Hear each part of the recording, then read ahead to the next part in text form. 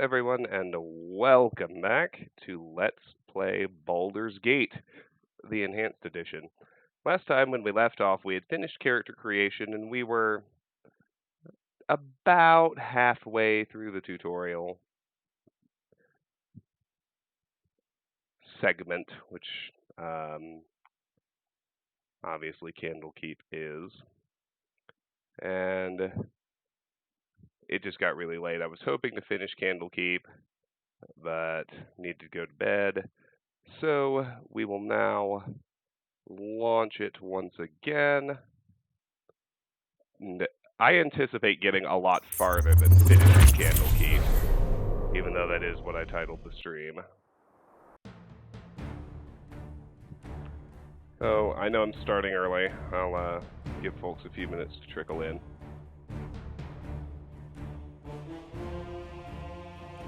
Bum, bum, bum.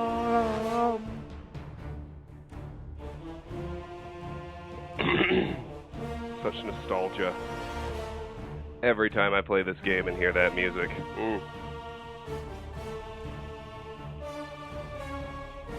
Alright, 7:16. I'll give people till 7:20 to trickle in. Sorry, YouTube. Just skip 4 minutes.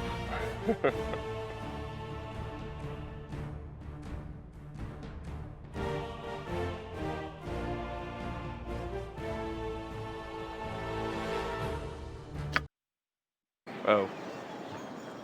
My bad. Continue just immediately loads my most recent save. I thought it was going to give me a menu of saves to choose from.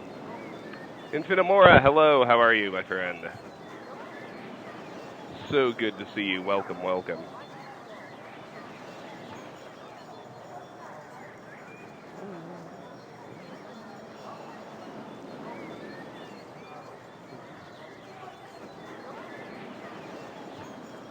As I was saying, before I start actually doing anything, I'm going to wait until 7:20. Because I did start a whopping 45 minutes earlier than advertised.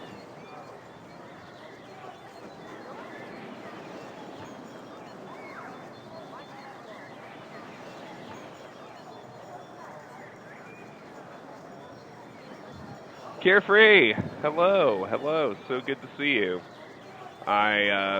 I appreciate the fact that you're promising bits tomorrow. That's wonderful, and I did see your tips, and I already knew about that.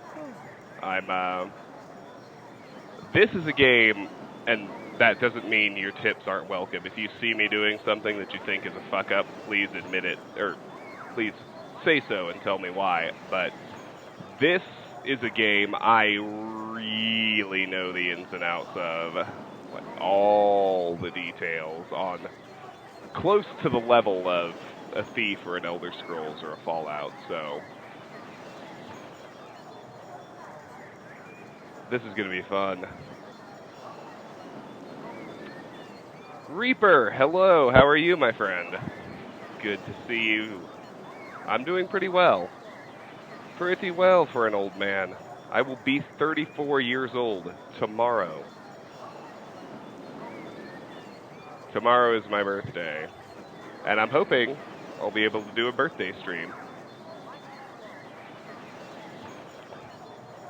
which promises to be pretty great.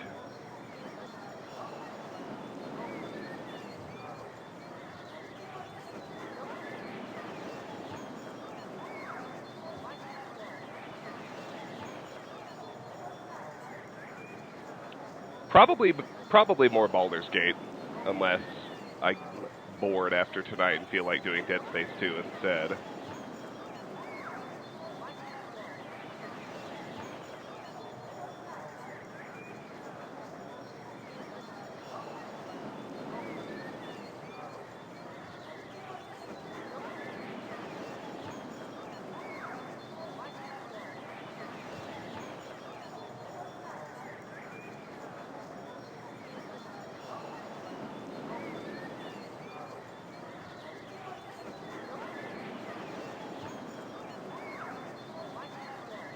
Apothem! Thank you for the happy birthday. I'm not old, you're 37. Well, Older. How about that? I'm older as of tomorrow. All right, it's 7:20. Let's actually get rolling. That's where we did our group combat training, which is the last thing we did in the first A stream. simple task. Hello, child. Shall we continue your lessons? We already talked to this one.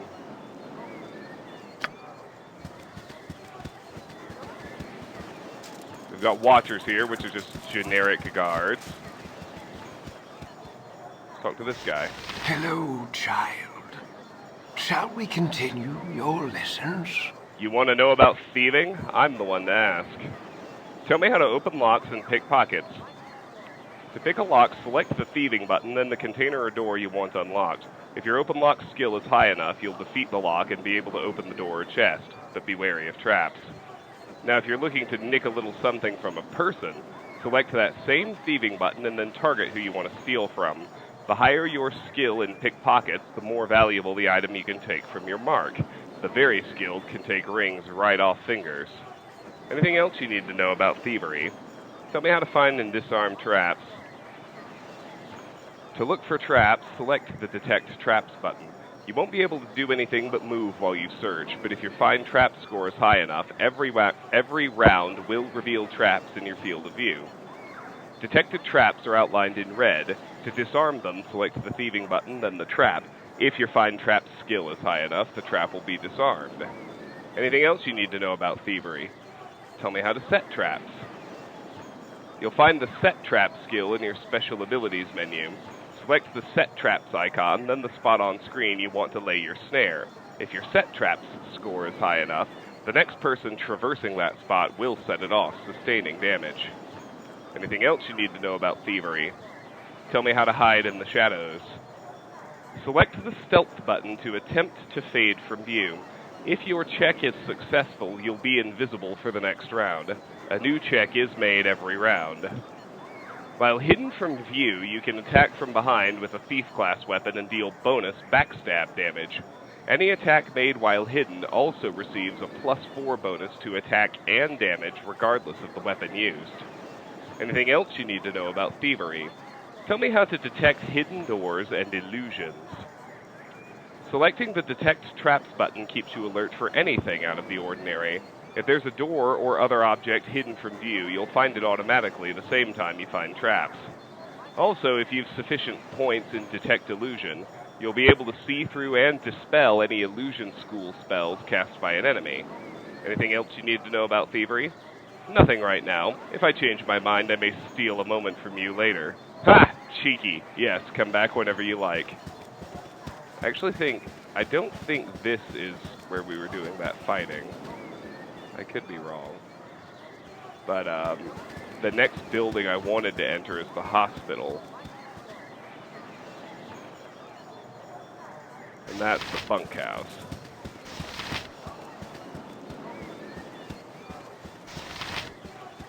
Yeah, I want to go into the hospital.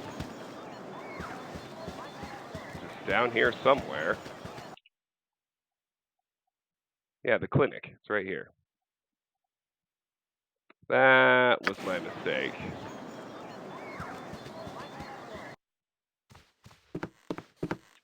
Carefree, you are absolutely correct. I'm going to explain that when I get in there, because unfortunately that check does require 18 charisma.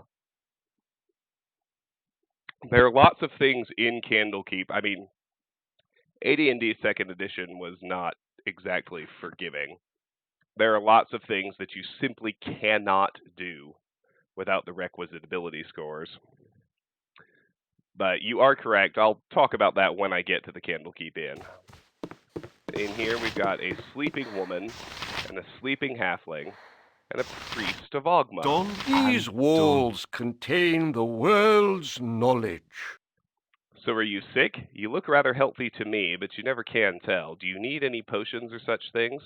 Yes, that would be nice of you. All right, then, take this potion. He gave us a potion of healing. Nice little freebie. Wisdom is only possessed by the learned. I am very busy with my patients. I'll have to ask that you give me some room. All right. And then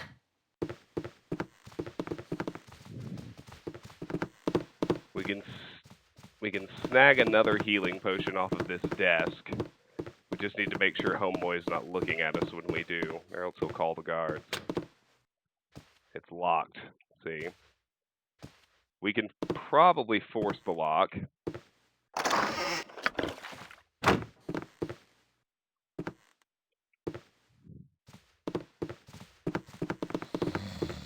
We did it while he was out of sight. Oh, Done and done. There's another person in there. Yeah.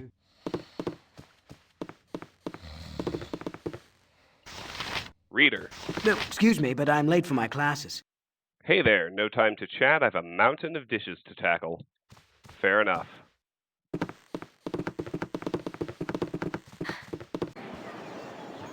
Lot of birds, yes. A simple task.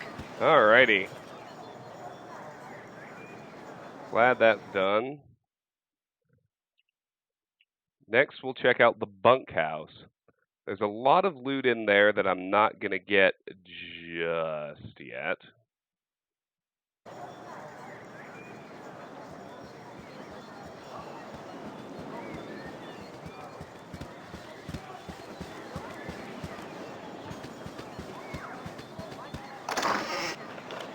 $15 gold, heyo!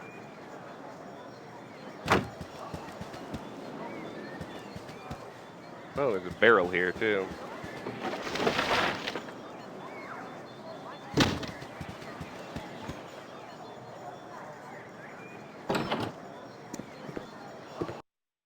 I have a blade with your name on it. Carmos. You're there. You're Gorian's little whelp, aren't you? Yeah, you match the description. You don't look so dangerous to me. And what business is that of yours? That I am. Do I know you? I am his child, if that is what you mean. And what business is that of yours? I'll make it my business, if I please. Just thought I'd have me a look at you for myself before I put the blade down your gullet. Someone seems to think you're trouble, so I'm going to use your head for a ticket out of the gutter. I'm just a little street trash hood, they say, but I'll show 'em. Carbos is attacking.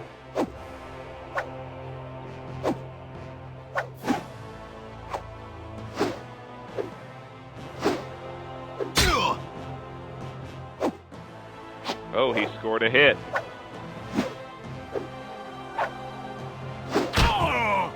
There we go.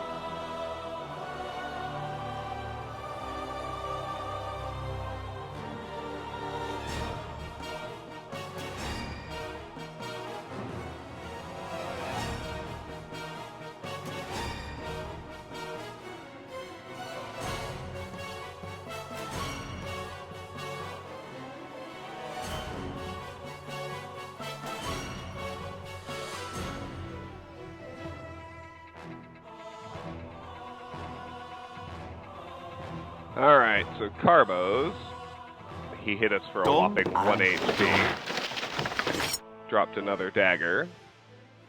And there is a lootable barrel in here. Hey, Lone Wonder. Do I know Albion? Are you talking about Fable? I know the name of the setting, but I've never played the game.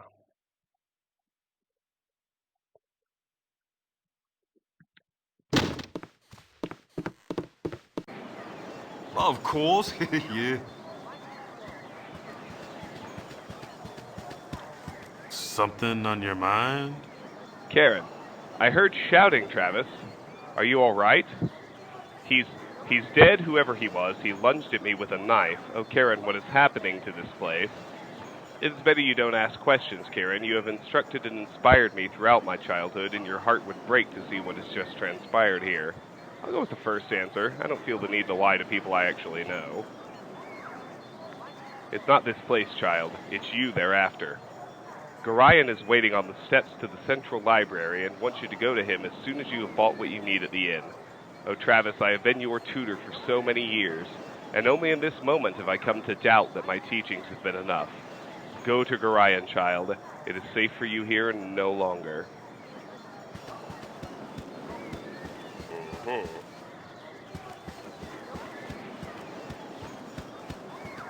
A barrel here with 8 gold.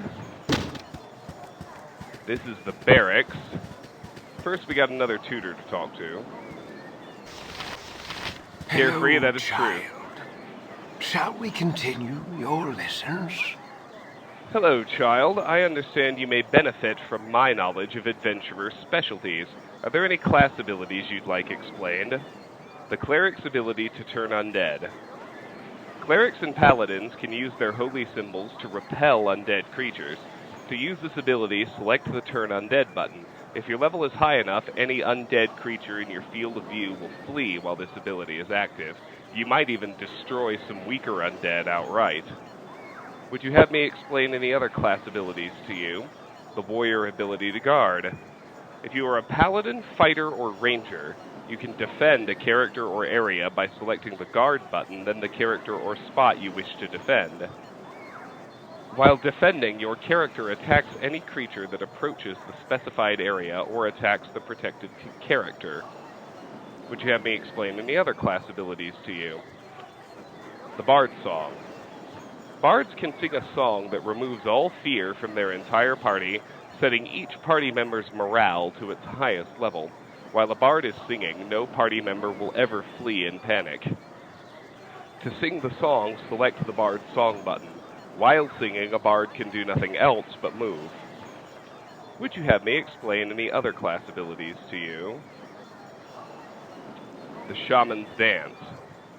To activate your Shaman's Dance ability, select the Dance button. While the ability is active, Shamans cannot move or take any other action, but they will summon a steady stream of helpful spirits to aid in battle. These spirits act of their own accord. Their summoner does not direct them, but they are clever enough to differentiate friend from foe. Would you have me explain any other class abilities to you? Not especially, but thank you. It's never too late to focus your training. Return to me if you wish to know more. Alright. Head into the barracks now. Here is Fuller. There's also some stuff in here that we can steal. We're not going to do it yet. We don't want to tank our reputation, and honestly, trying to fight the Watchers that would be summoned would probably kill us at this juncture. So for now, we're going to stick to non-larceny. Let's do talk to Fuller, though. Well, of course. I should have joined the army. Ugh, what a mead-filled night. That hull is just too much. Poor Sap had to go man the gate this morning, too. I don't know how he does it. What can I do for you, anyways? Yeah, the mead would explain why Hull forgot to put his sword on this morning. He sent me to fetch it for him. Nothing really, I was just nosing about. I was just wondering if you had any errands I could run. I'll talk about Hull first. Sure. It should be in the chest over against the right wall there. I should have joined the army. I was just wondering if you had any errands I could run. Errands? Yeah, actually, I need a quarrel of crossbow bolts. If you could get some off Winthrop at the inn, I'll reimburse you. Oh, very well. There will be a few coins in it for you, too, so you can stop giving me that look. Ironclad! 15 months! 15 months! Oh my gosh! Oh, that's practically as long as I've been streaming. Thank you so much for the sub, my friend. I really appreciate it. And to answer your question, it's not too soon because I was actually talking about this in the first stream and on the Discord. Our character is going to be pretty weak, actually, throughout Baldur's Gate 1. We're going to be relying a lot on our party members and gear and some good old-fashioned luck, because what the enhanced editions did, which was really nice, is they synergized the rules across both games and made importing characters much simpler. So I have created a character who is spec'd to be obscenely powerful by the end of the sequel, but he doesn't really come into his own until he gets into those higher levels. So that was a pretty long-winded way of answering a pretty simple question. Yes, I'm absolutely playing Baldur's Gate 2 with this character. In fact, he is spec'd with the sequel, and particularly its very difficult expansion, Thrown a Ball in mind. No, Hull will give you a dagger +1 if you have really good charisma. I think he gives you 10 gold if you have shitty charisma, like with a penalty, and he gives you 20 if it's not penalty but not 18, if that makes sense. Journal updated, an errand for Fuller. Fuller is recovering from last night's mead fest in the barracks. After a little pestering, he agreed to give me a little bit of change if I fetch crossbow bolts from the innkeeper, Winthrop.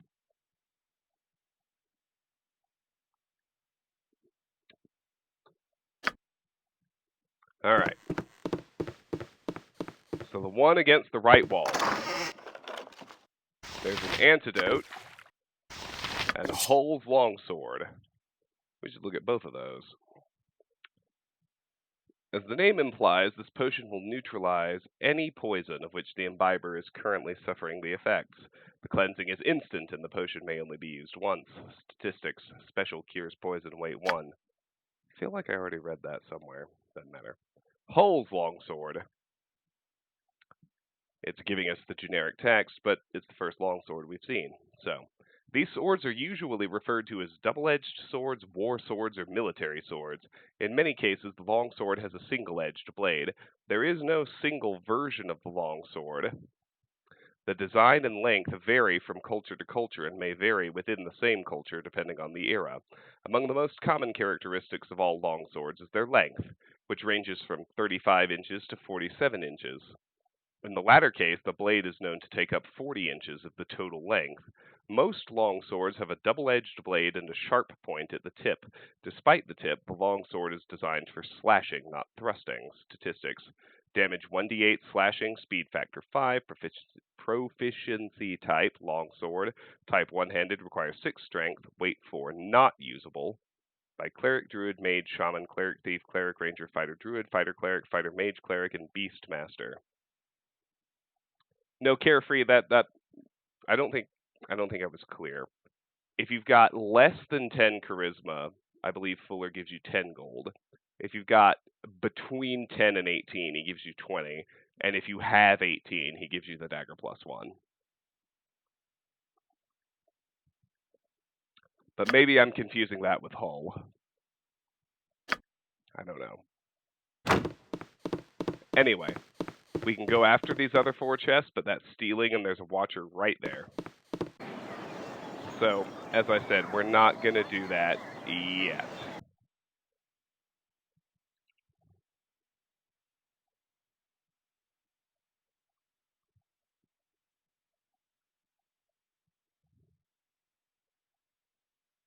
I'm going to try to do it later. If it ends up being too much of a hassle, I'll just give up. But for now, let's finish our circle around the exterior of Candlekeep. Of course, yeah. Make sure there are no more tutors to speak to.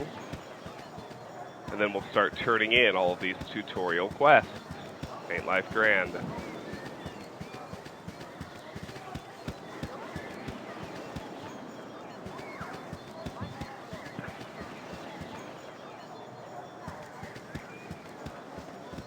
And here we are, full circle, back outside the Candlekeep Inn. First things first, we have Flydia's book, so Hello there. let's turn it into her. My book! Oh, you remind me of Goran when you grin like that. Raising you has been hard on him, I know, but he says it's a toil of love, a toil of destiny even. You must be a very special child indeed to draw such praise from a man of his silent nature. Here, take this little gem of mine. Maybe Winthrop will give you a little something for it. Journal updated, and we got a new item. Flydia's book finished. Poor absent-minded Flydia gave me a gem for returning her lost book. Candlekeep, it seems, continues to defy all laws of economics. The more books it holds, the more valuable they become to those who read them. The greater the supply, the greater the demand. Bah, all this thinking is making my head hurt. Time to pawn this gem and get something useful for it. So let's check out the gem she gave us. Lynx Eye Gem. Lynx Eye is a specific type of labradorite, a feldspar gemstone. Labradorite as a class of stones is pale to dark gray and has patches of colored reflections. This flash is most commonly blue, but can be of all shades. Green flash labradorite is called Lynx Eye in the realms. Statistics, weight 0. Have an email to deal with. Just a moment.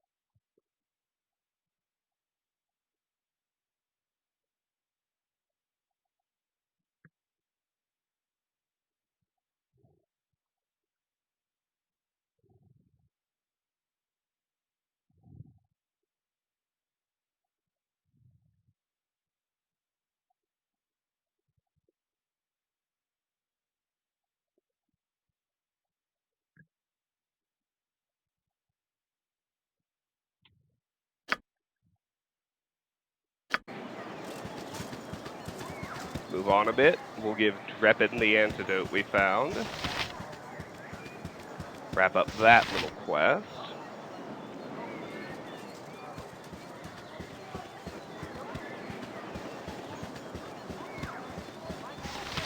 What do you need?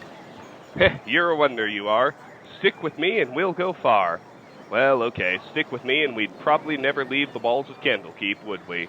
Good thing you ain't wearing none of that metal armor, though. As I hear that the bandits out there would just as soon kill you as look at you to get it off your back. I just hope this whole iron crisis business is wrapped up soon. Steven, no, I've never played any Ultima games.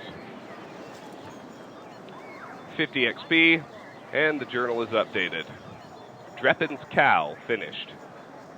Well, I found that potion for Drepin's cow. I just hope it's what he thinks it is and not a potion of fire breath or something. Right, so Hull usually has a pretty interesting reaction when you turn in his quest. It's funny because they really tried to make you think that charisma matters in the tutorial. Because it really does matter in the tutorial and a couple of other times in the game. I'm not even kidding.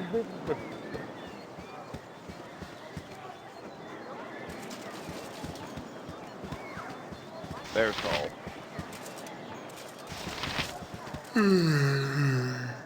Yep, he doesn't like us. Took your sweet time, didn't you? Goran's a fool for trying to bring you up right, and you can tell him I said so, too. If I didn't know any better, I'd say this whole iron crisis is the result of twerps like you wandering off with people's swords. Here's 10 gold pieces. Now get out of here, I'm on duty. I blame his hangover. Hull gave me 10 GP for bringing him his own dumb sword. I should have charged him extra for the tongue lashing he gave me, though. Alright.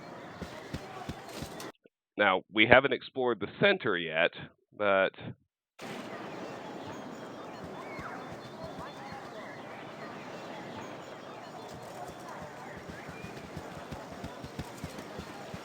for now, we're going to go to the Candlekeep Inn.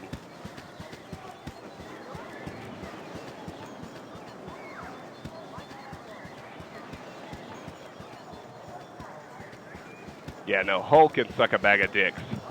I did not know there was a cow Easter egg.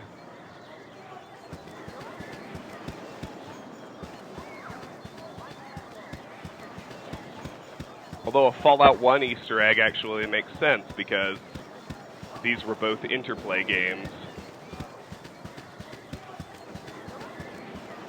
Lost, Alex. I'm doing very well. How are you, my friend? It's very good to see you. Well, see you. You know what I mean. Kind of weird to me. Like, if I really think about it, like, all of you know exactly what I look like, and I have no idea what any of you look like. It's alright, though. We got more tutors. A simple Hello, task. child. Shall we continue your lessons? Alrighty.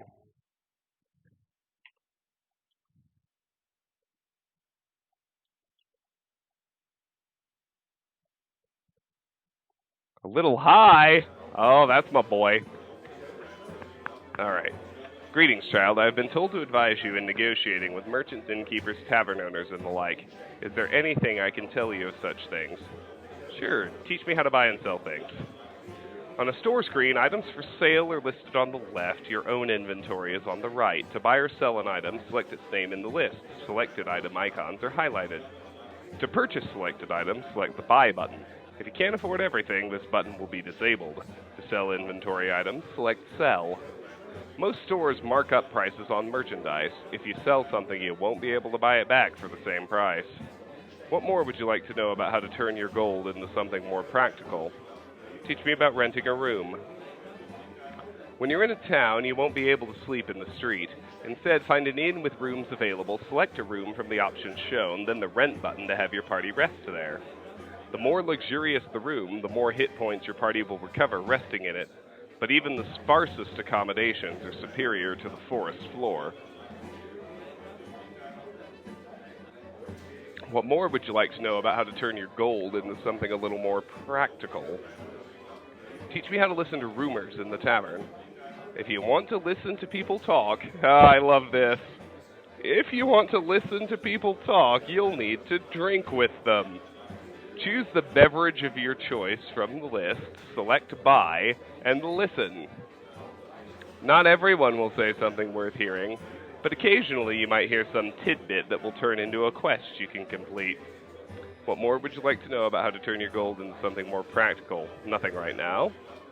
Very well, should you change your mind, I'll be waiting. And there's another tutor. Hello, child. Shall we continue your lessons? Hello, child. I've been asked to teach you some of the more advanced principles of movement. Is there anything you'd like to know? How do I use stairs? To go up or down a level indoors, hover your mouse over a stairway. If your cursor becomes a set of stairs icon, the way is open. Select the stairs icon to leave the level. On a touch screen, you can select the magnifying glass button on the right side of the screen to show the stairs icons for any stairs in the area. Is there any other information I can give regarding movement and related matters? Yes, it is a different goblet. I picked up a wine I hadn't tried before. It's actually really, really good. It's a German Pinot Noir. And I wanted to savor it a little, so I chose a smaller goblet to kind of force myself to moderate my consumption speed. Alrighty. How do I open doors? Select the door you wish to open, and if it isn't locked, it will open. Is there any other information I can give regarding movement and related matters? Lone wonder. That is true. How do I enter or leave a building? If a building's entrance or exit is unblocked, you can enter or leave by selecting an outer doorway. Hover your mouse over any entrance or exit, and the cursor will change to an open doorway icon with an arrow pointing through it. On a touch screen, you can select the magnifying glass button on the right side of the screen to show the doorway icons for any valid exit points in the area. Is there any other information I can give regarding movement and related matters? How do I travel between areas on the world map? To leave the area you're in, select the ground at the map's edge if you can reach it. The world map screen will appear, showing you all the locations you can travel to. Select your destinations icon on the map, then travel. Is there any other information I can give regarding movement and related matters? How do I pick up items off the ground? To loot items from fallen enemies, select the pile of goods they left on the ground. A window will show items you can take on the left and your general inventory on the right. Select icons of items you wish to pick up and they will be transferred to your backpack. Alternatively, activate the Quick Loot system by selecting the red diamond button at the left side of the screen bottom action bar. This displays a scrolling list of all items on the ground nearby. Selecting an item icon moves it to your backpack without you needing to find the pile it comes from. That's pretty cool. Like after I kill a group of bad guys. Is there any other information I can give regarding movement and related matters? How do I search for items in containers? To To take items from a chest or bookcase, select the container you wish to loot. A window will appear showing all the container's contents on the left and your inventory on the right. Select icons of items you want to transfer them to your backpack. Is there any other information I can give regarding movement and related matters? Nothing right now. As you like. Return to me if you need further instruction. Alright, let's get better. Winthrop. My hotel's as clean as an elven arse. Well, hello there, young one. Come to visit your old pal Winthrop, have you? Well, don't forget the 10,000 gold piece book entrance fee is per Candlekeep's custom, don't you know? That is outrageous. What kind of a fool do you take me for?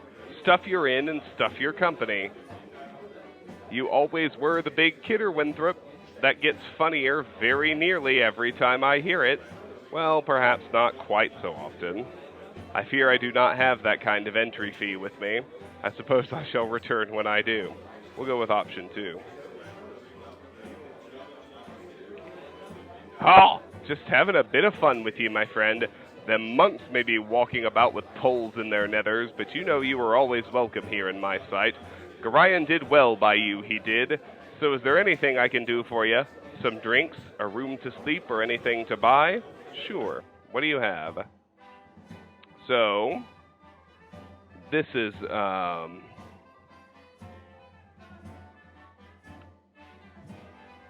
this is a new little set of circumstances.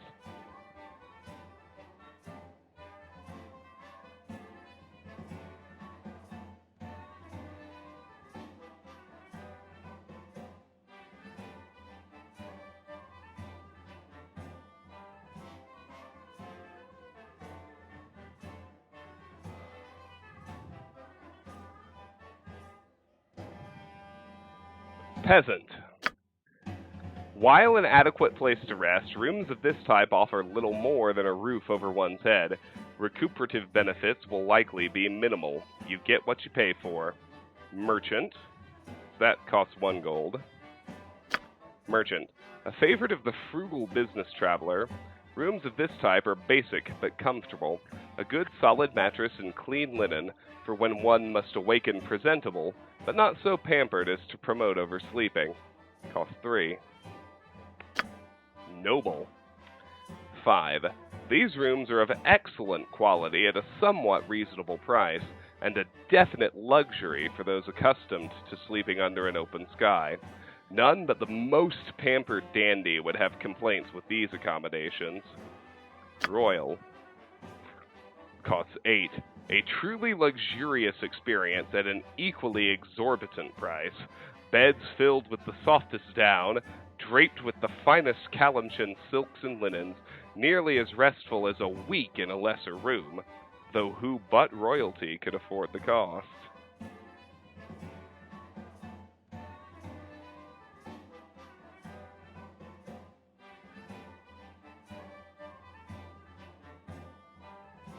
Alright, so here's the rumors. We can buy blood wine. Oh, it doesn't tell us anything. But there's blood wine, fire wine, mead, bitter black ale, and Arabellan dry wine. Alright. Here's where the magic happens, bartering. I'm going to sell him both daggers, the warhammer, the lynx eye gem, the silver ring, and that other dagger.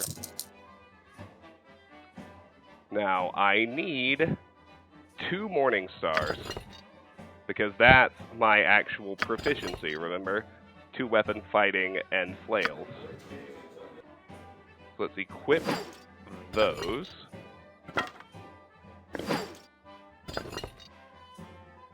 Oh, no.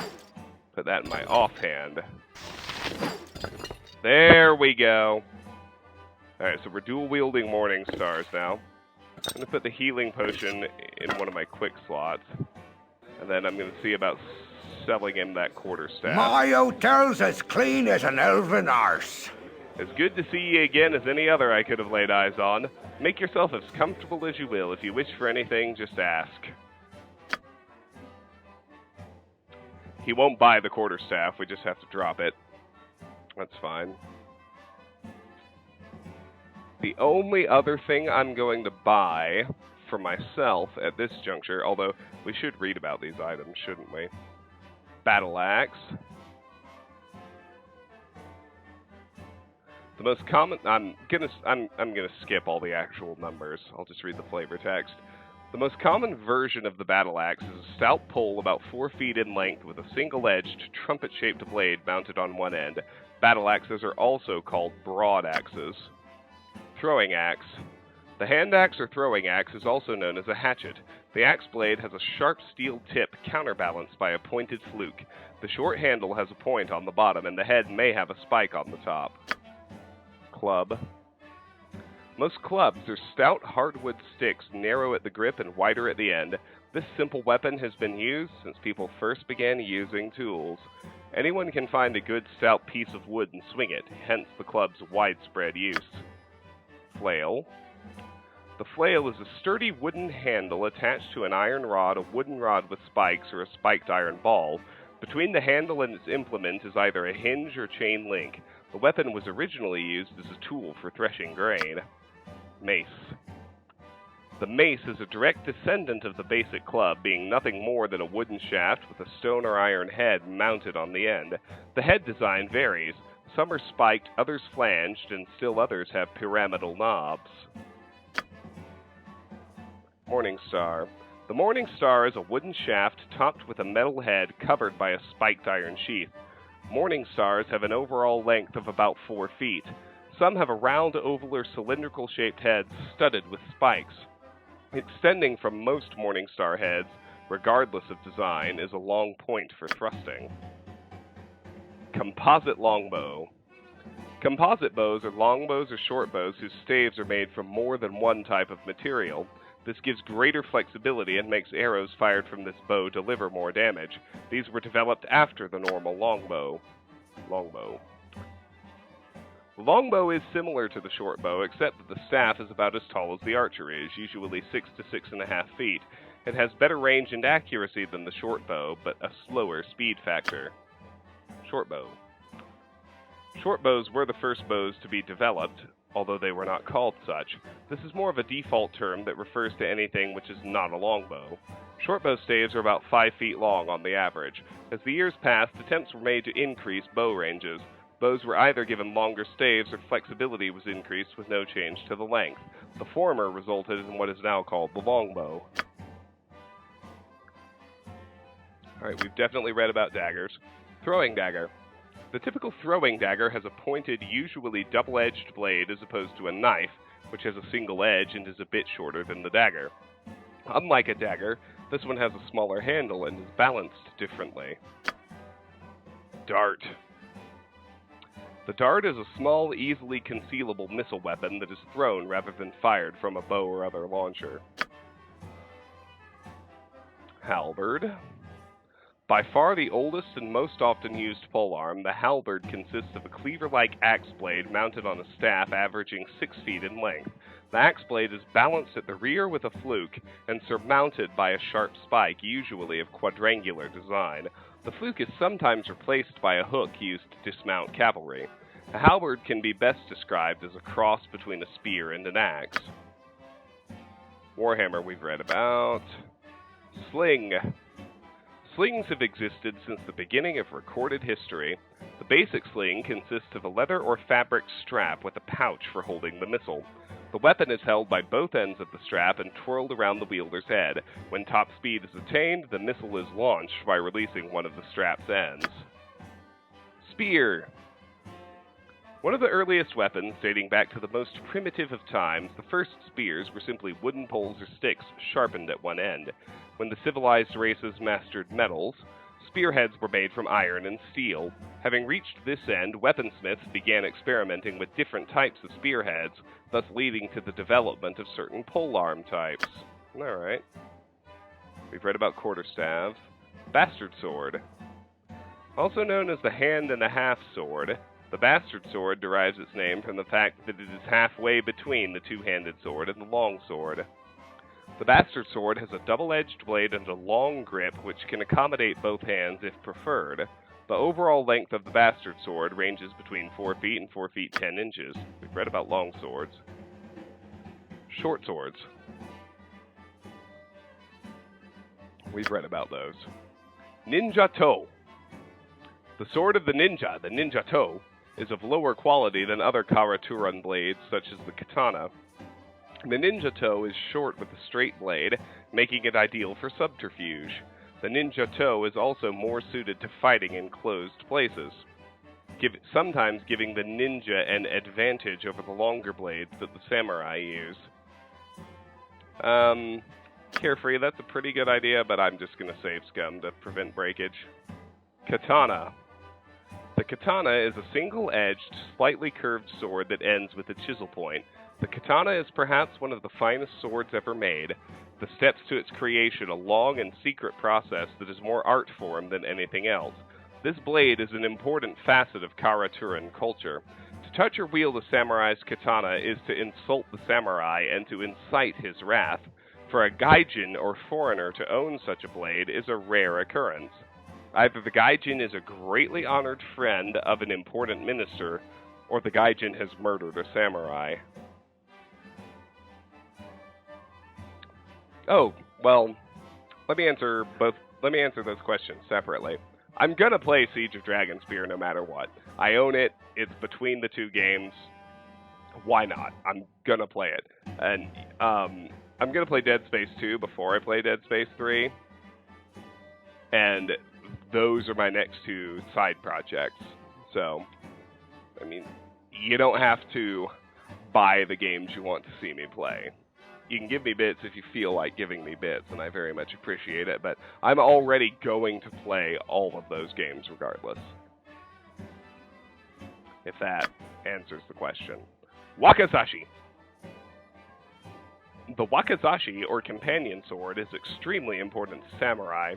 It is worn at all times, even indoors, and is near the samurai when he sleeps at night. As finely made as the katana, the wakizashi, a shorter sword with a length between 12 and 24 inches, is a dangerous weapon in the hands of a skilled user. Two-handed sword. The two-handed sword is a derivative of the long sword. Weaponsmiths have always looked for ways to improve existing weapons. In an effort to improve the longsword, the blade was lengthened. Eventually, the handle had to be extended, and two hands became necessary to properly swing the sword.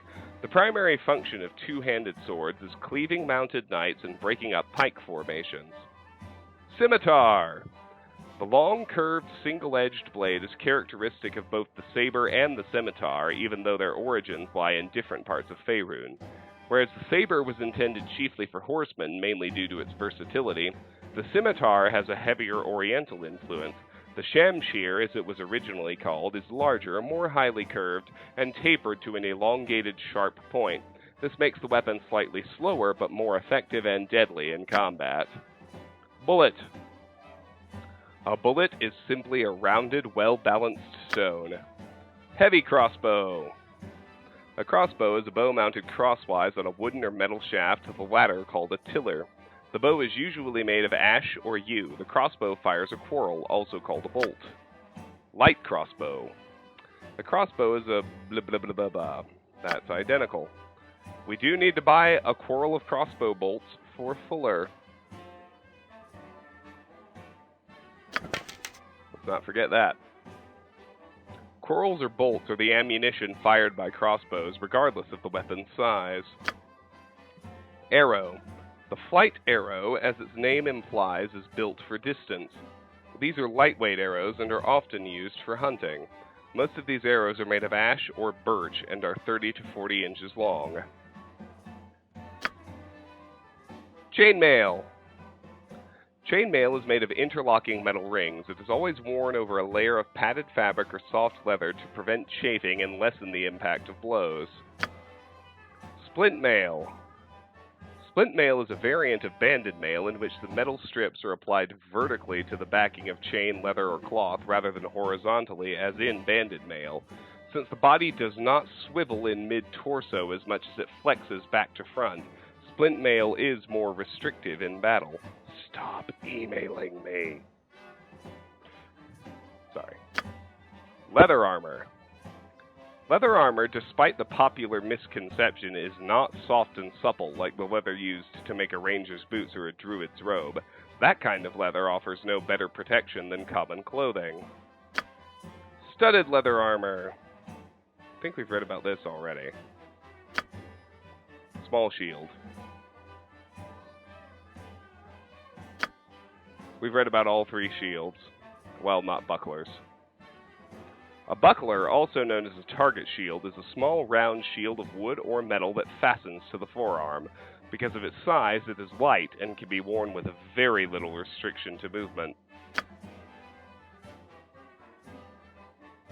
And then, finally, helmets. We're going to buy this helmet because we can wear it. It'll make us immune to critical hits. Otherwise, we're going to wear no armor because we still want to be able to cast spells.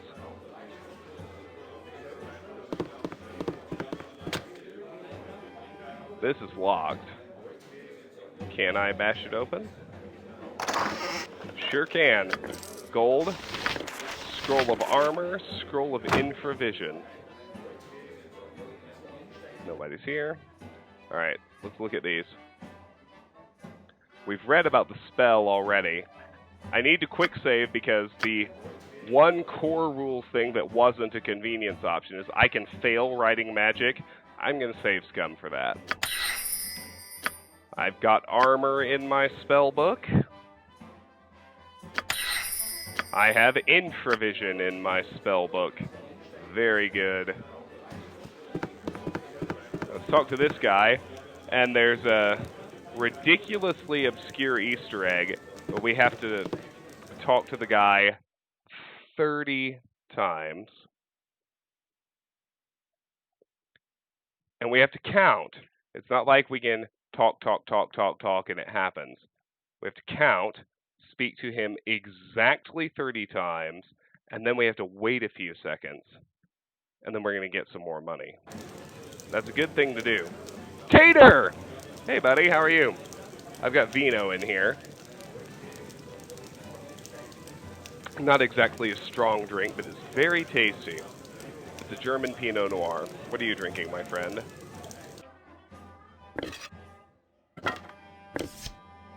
I'm going to ground that quarterstaff since I can't sell it off. So hard to find decent folk nowadays. Ah, yes, I'm back within the hallowed halls of Candlekeep. With this iron crisis upon us, the trip from Baragost was more hazardous than I care to relate. You're Goran's ward, aren't you? My, you have come into your own, if you would permit an old man jealous of youth to say so. I left an identify scroll with Tethtoril in the inner grounds. He should be done examining it by now, so if you could fetch it for me, I'd be grateful. Tater, that's amazing. I will be 34 years old in exactly, well, what time? It's 8:08 p.m., but it's 10:08 p.m. Eastern. I will be 34 years old in exactly 5 hours and 26 minutes. Cheers. Not quite. Not quite. My birthday's tomorrow. But thanks, buddy. Alright. Firebead Scroll. Firebead Elvenhair, an old mage who makes the occasional visit here from Baragost, has left an identify scroll with Tethtoril in the inner ground. I swear, without me to run its endless errands, this keep would crumble into the very dust from which it sprang. Practically twins. But the fun thing is, I'm about 80% sure I can lay out of the office tomorrow, and so we'll do a birthday stream, and we'll drink really heavily for that. So hard to find decent folk nowadays. 2. Have you spoken with Tethtoril yet? So hard to find 3. decent folk nowadays. 4. So hard 5, to find decent 6, folk nowadays. 7, So 8, hard to find 9, decent folk 10, nowadays. 11, So 12, hard to find decent 13, folk nowadays. 14, So hard 15, to find decent 16, folk nowadays. 17, So hard to 18, find 19, decent folk nowadays. 20, 21, It's a hard to 22, find decent 23, folk nowadays. 24, It's a hard to 25, find decent 26, folk nowadays. 27, It's 28, a hard to find decent 29, folk nowadays. 30. No. There we go. The party has gained 300 gold.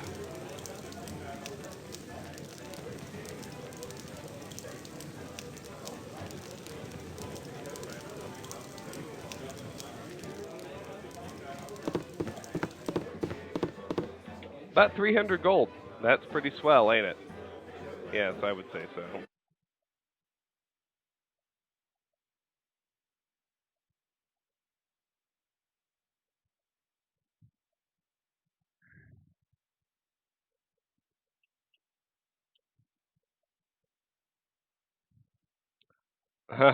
Blazer, I have no idea. Well, I do know. They just go root through the game's code and see the scripted events, and then write about it on the internet.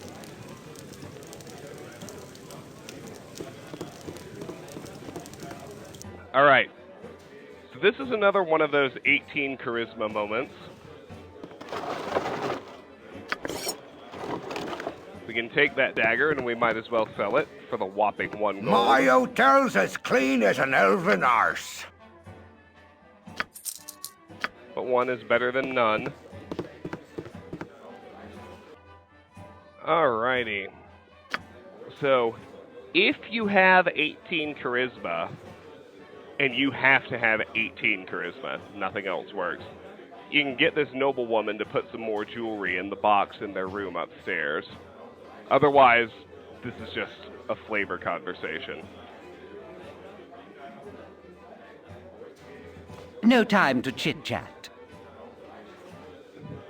Step up to the heat, young one. You'll need a good fire to warm the chill stares of those monks. Most inhospitable they are. Isn't that so, lovely? Oh yes, darling, they are most standoffish. So, here are our options. They lead a somewhat cloistered life here, so they are unaccustomed to many visitors. You are perhaps a bit colorful compared to what they are used to. 2. Watch your tongue. This was my home for a good part of my life, and I'll not have you slighting them in their own keep. Oh, it's 18 plus, of course. 3. Oh, I would not let it concern you, milady. Perhaps they are not used to wealth such as yours. You are quite wealthy, are you not? Bring a lot of expensive jewelry with you. Or 4. Perhaps they have not been as welcoming as they could have, but you are strangers in their home. So we're going to pick option 3 anyway. If you have 18 plus charisma, option 3 puts more loot in the jewelry box upstairs. Otherwise, we're just going to get some dialogue, but let's choose it anyway. I shouldn't answer that, lovey. Seems as though this scoundrel might be trying to get a bit too familiar. Sizing up the potential loot, I should think. Best that you move along, lest the local constabulary gets involved.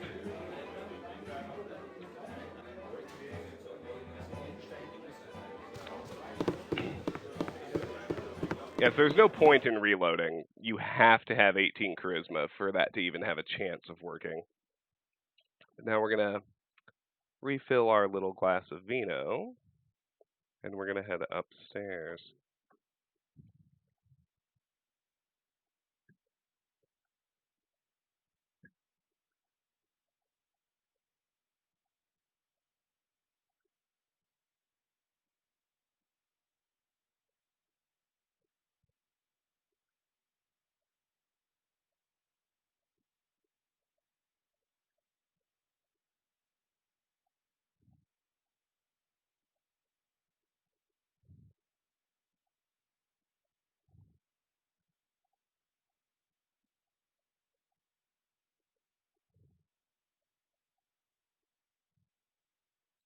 Alrighty.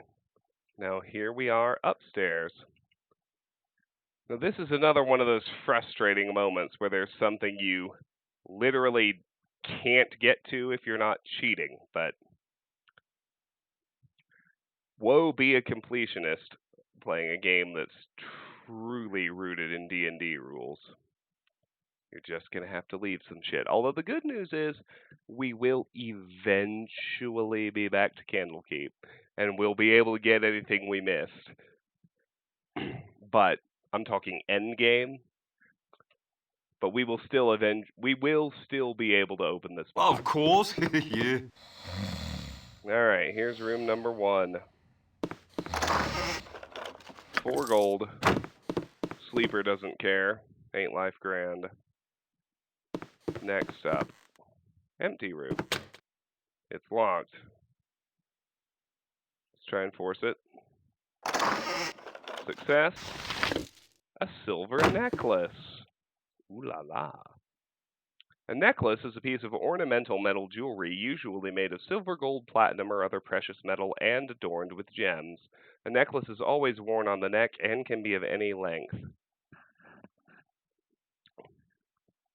I said German. It's technically an Austrian Pinot Noir. It's a Wagram by Anton Bauer. It is quite good. It's got that wonderful kind of chalky flavor that old world wines have. It wasn't too expensive. It was only a $20 bottle, but it's good. Got a sleeper here. A sleeping dwarf.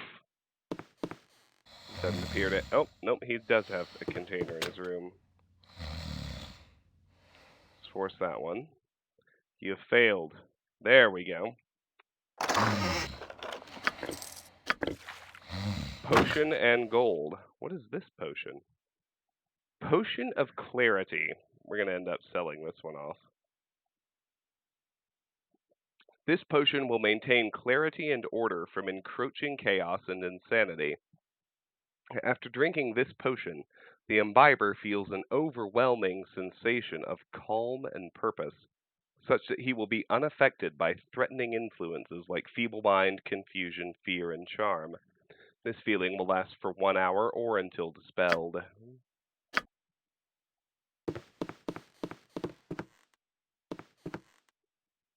So we got a live nobleman here. As Carefree explained, we can whoop his ass with our fists, which will knock him unconscious. Don't touch me! I might catch something. Yes, might I help you? Sorry to have disturbed you. Wrong room, I fear. My apologies. I have been knee-deep in the tomes of the keep all day, and I am quite the fog as a result. Yes, indeed, you might help me to your valuables. I was just wondering who else was sharing the inn with me tonight. Who might you be? 1. Perfectly understandable. Good eve to you. All right. Let's beat him unconscious.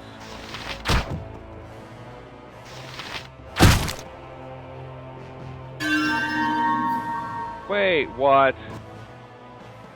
I was specifically using fists.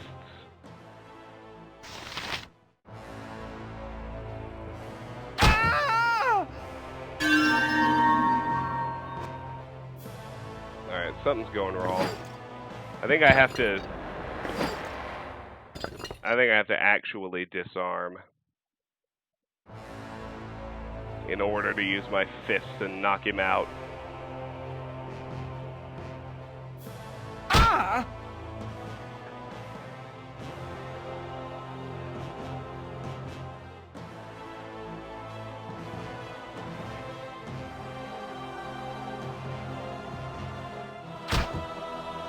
Of course, yeah. Alright, so once he's unconscious,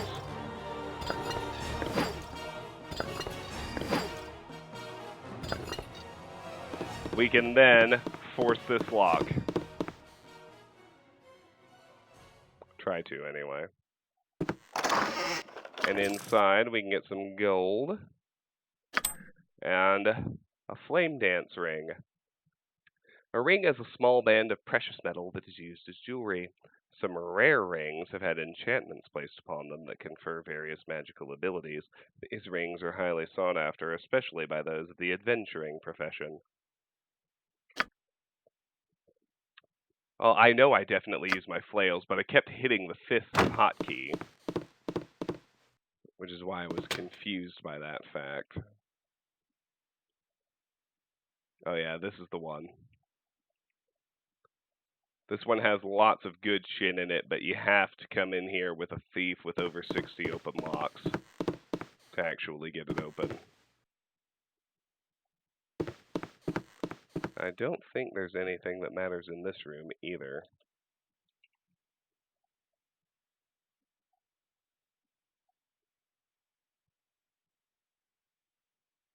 Okie dokie. Almost done now. Once we get out of Candlekeep, we're going to have something else that really feels like a big chore, but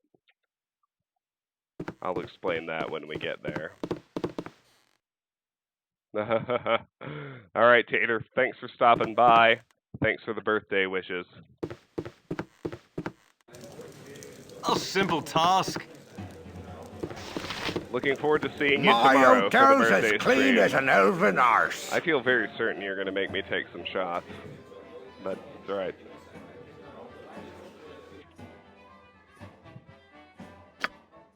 Alrighty. So we'll sell the flame dance ring and the silver necklace. Get a little more gold in our coffers. He won't buy the potion of clarity, but I think I know someone who will. A simple task. Ooh, it's raining in Candlekeep. When did that happen? I think the priest of Agama over here at the temple will buy that potion of clarity.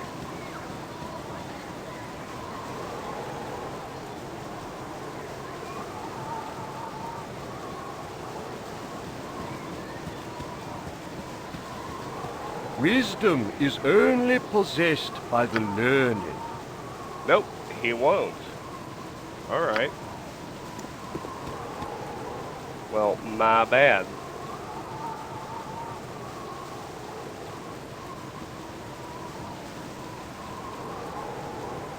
First things first, let's go give the bolts to Fuller. He's going to give us 10 gold because our charisma is under 18.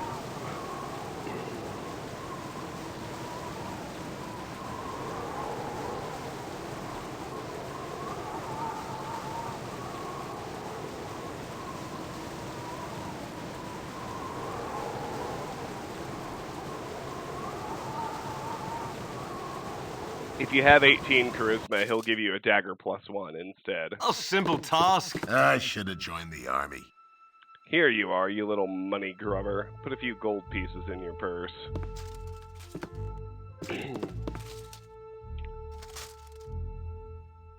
Fuller gave me a lousy 10 gold for running his errands. I bet I'd get at least 15 for being an errand runner in Baldur's Gate.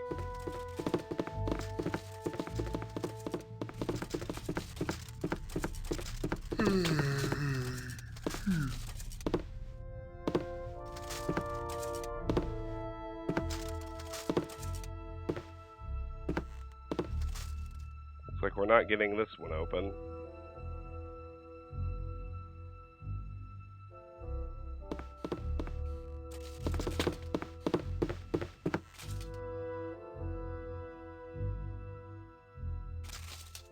Or this one.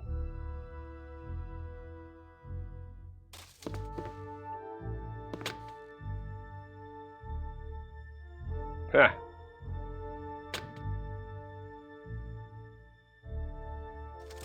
Yeah, we can't get these open anyway. So I guess we'll also loot the barracks on our return trip, for whatever it's worth.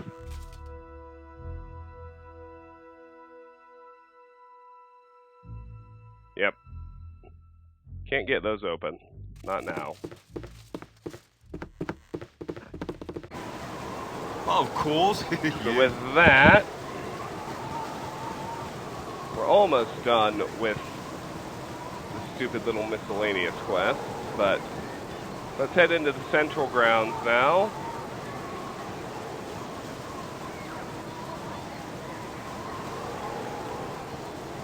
Where we can find Tethtoril. Oh, another tutor. Hello, child. Shall we continue your lessons? Hello, child. If you wish, I can advise you on how best to survive the challenges this world may throw at you. What can you tell me about fighting my enemies? To attack friendly or neutral characters with blue or green foot circles, select your currently equipped weapon and then your desired target. But such acts do carry consequences. What more would you like to know? Carefree, I knew about getting lightning struck while wearing metal. I need to come back with a good thief, which is exactly what I'm going to do at the end of the game. Or knock spells, either one. Tell me about Thaco. Thaco, or to hit armor class 0, is the number your attack roll must meet or exceed to successfully hit a creature with an armor class of 0. The lower your Thaco, the more likely you are to hit your target. Early D&D was very counterintuitive. Lower numbers mean better chances. Tell me about armor class. Armor class is your overall defensive rating. Your armor class is added to the attack roll of any creature attacking you. Here's another bit. So a low or even negative armor class makes you more difficult to hit. Right, so lower armor is better in this game. What more would you like to know? Tell me about saving throws. Your saving throw scores are a bit like your Thaco. They provide a target number you must meet or beat to avoid the worst outcomes of spells or other effects. As with Thaco, a lower score is best. What more would you like to know? I've learned enough, thanks. Very well, return to me if you need to brush up on the basics.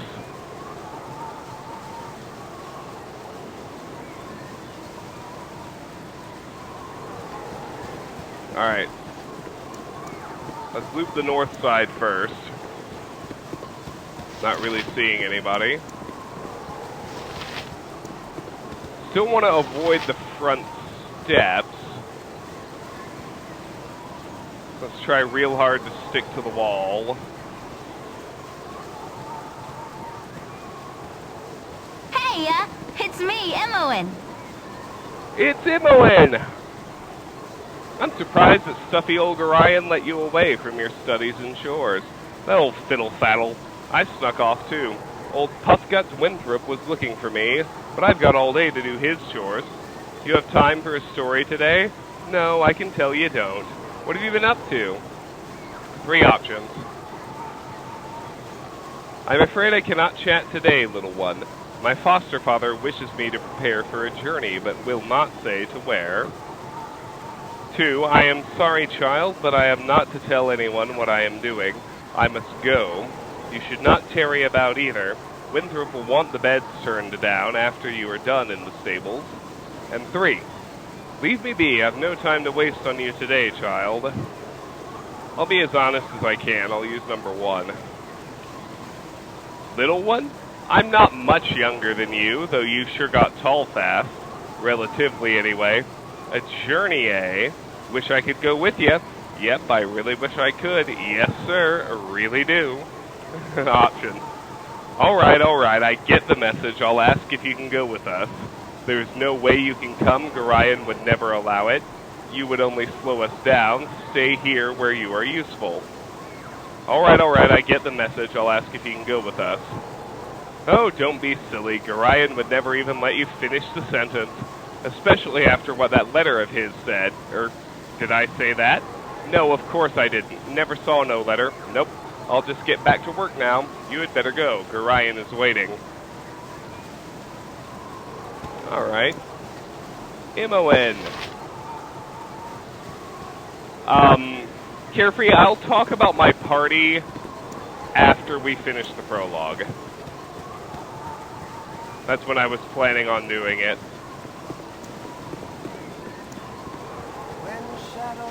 The Chanters. Greetings, young one. Uh-oh. Here's Testoral. Firebead has sent you to me, hasn't he? Very well, return this scroll to him, but then you must hurry and speak with Goran. He is waiting for you on the steps of the Central Library. I assure you, child, it is a matter of greatest urgency. I'm using the Cannon Party. 4 out of 6 of the Cannon Party. I retrieved the scroll from Tethtoril. I should probably head back to the inn and return it to Firebead. In the year of the turrets, a great host will come from the east like a plague of locusts. Oh. So saith the wise Alando. The great lizards of the north shall descend The with Lord fire of and murder shall perish, but in his doom he Listen. shall spawn a score of mortal progeny. Chaos will be sown from their passage. So saith the wise Alando. That was the one we needed to hear. The Lord of Murder shall perish, but in his passing he shall spawn a score of mortal progeny. Chaos shall be sowed in their footsteps. So saith the wise Alando. I want to hear all of them. The worm shall wander the earth, and such a pestilence will follow in his wake that all that know of his passing shall be struck down by the plague. So saith the wise Alando. The worm shall wander the earth.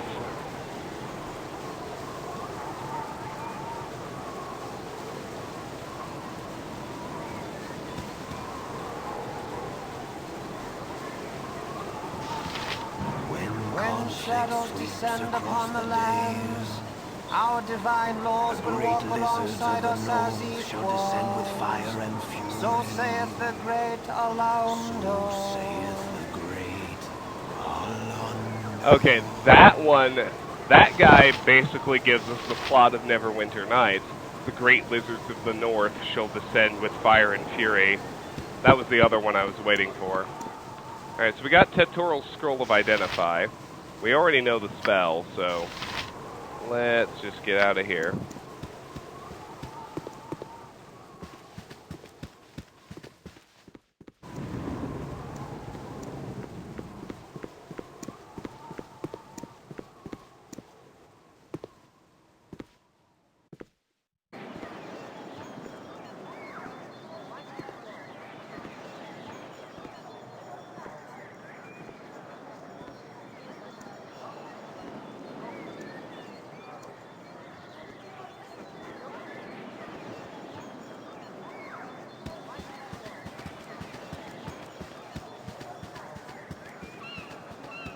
Alrighty then. But yeah, that one about the Lord of Murder, that's Of course. Yeah. easily the most important one. It's hard to find decent folk nowadays. I am glad to see that age has not hardened your heart towards an old man such as myself. I'll take all of your Identify scrolls. Oh, really? Well, fuck you. I'm glad I only have the one. Here, allow me to cast a little spell on you. It will protect you from any evil you might meet tonight. Old Firebead was grateful for my help. He cast a spell on me and said it would protect me from any evil I might meet tonight. I don't know what's out there beyond these walls, but I guess I'll find out soon enough. Oh yeah. Shit gonna get real. Real fast.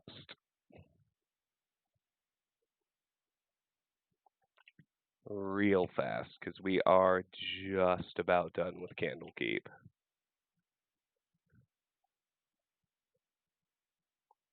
I don't like that you can't get subtitles for the chanters. That's annoying me, but whatever.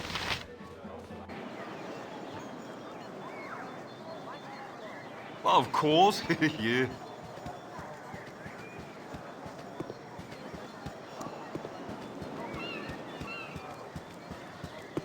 In the year of the turrets, a great host will come from the east like a plague of locusts.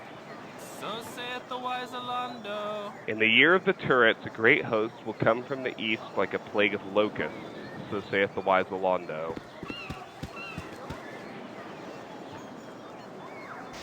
That was the one I missed.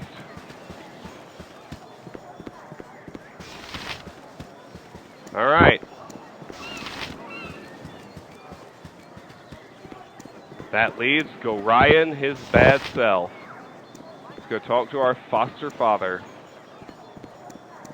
Well, we can try to get into the central library, but it ain't happening. Alright, Goran. Dad. What you got for me? Oh, my child, I am glad I have found you.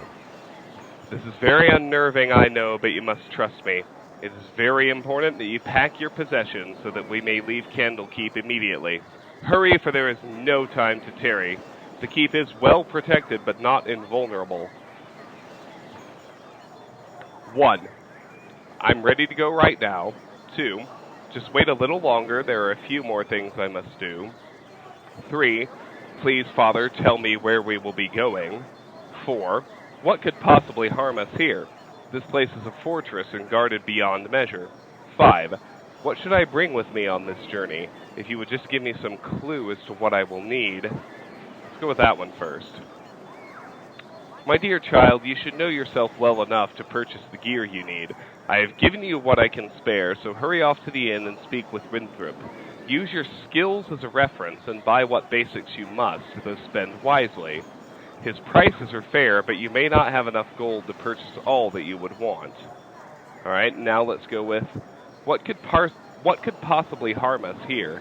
This place is a fortress and guarded beyond measure. Candlekeep is indeed a formidable obstacle for ne'er-do-wells, but it is not insurmountable.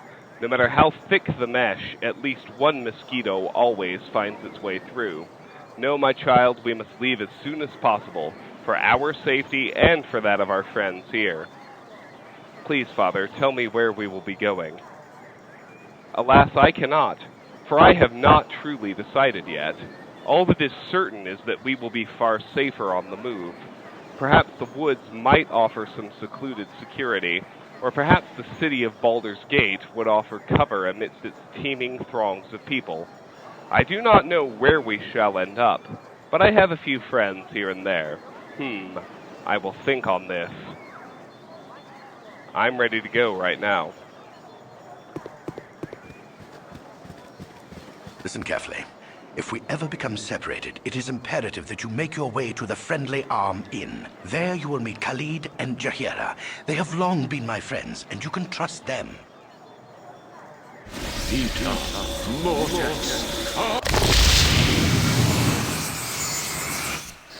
Sorry, child. The night can only get worse, so we must find shelter soon. Here it Don't comes. worry. I'll explain everything as soon as there is time. Wait, there is something wrong. We are in an ambush. Prepare yourself. You're perceptive for an old man. You know why I'm here. Hand over your ward and no one will be hurt. If you resist, it shall be a waste of your life. This was, in 1998, this was honestly kind of traumatic. You're a fool if you believe I would trust your benevolence. Step aside and you and your lackeys will be unhurt. I'm sorry that you feel that way, old man.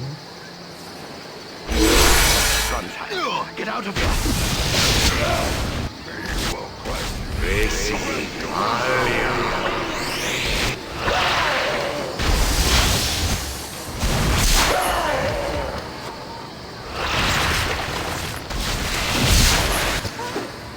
Manus, potentis, paro.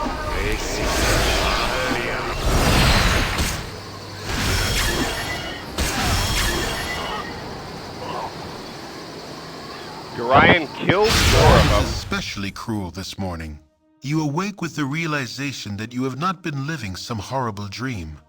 Ambushed, you saw Goran cut down before your eyes, and even his powerful magic could not stop the onslaught. It was his wish that you flee, but that does not remove the feeling of helplessness that now overwhelms you. Hand over your ward, the armored fiend had said. He was after you and you alone, but why? If only Goran had given some clue. But now you are alone and lost. Candlekeep is near, but you will find no quarter there. The readers pay for their serenity with rather draconian entry rules, and without Goran's influence, their doors will remain closed. You will not last long on your own with your meager equipment. Perhaps you can get some help from the friends Goran mentioned, the ones at the Friendly Arm. I love these narrations of the chapters and dreams. The dreams in Baldur's Gate 1 are some of my favorite writings in a video game ever. They're just so unbelievably evocative. We'll get there when we get there. Hey, it's me, Imoen. Go to the Friendly Arm Inn. So we're out of the prologue. We're now in Chapter 1. Important events. With Goran slain, I must continue onward by myself. My first destination should be the Friendly Arm Inn to the north. Goran claims that his former associates Khalid and Jahira will be there waiting for me.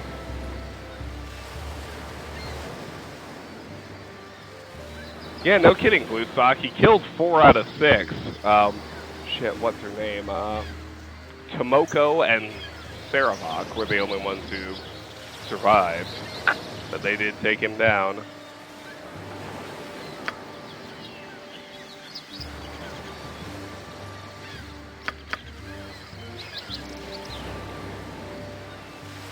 Oh, yeah. The journal is interesting. Someone wishes me dead. Goran is right to think we are no longer safe here, though I have no idea why someone would want to cause us harm.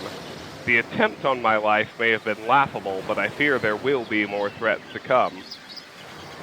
My old friend Imoen pestered me today. She has a strange way of showing her affection for me, and sometimes she can be quite annoying. Still, she's a nice girl, and I'm glad to know her. All those quests are finished. Alright. Back we go. And let's go ahead and chat with Imoen.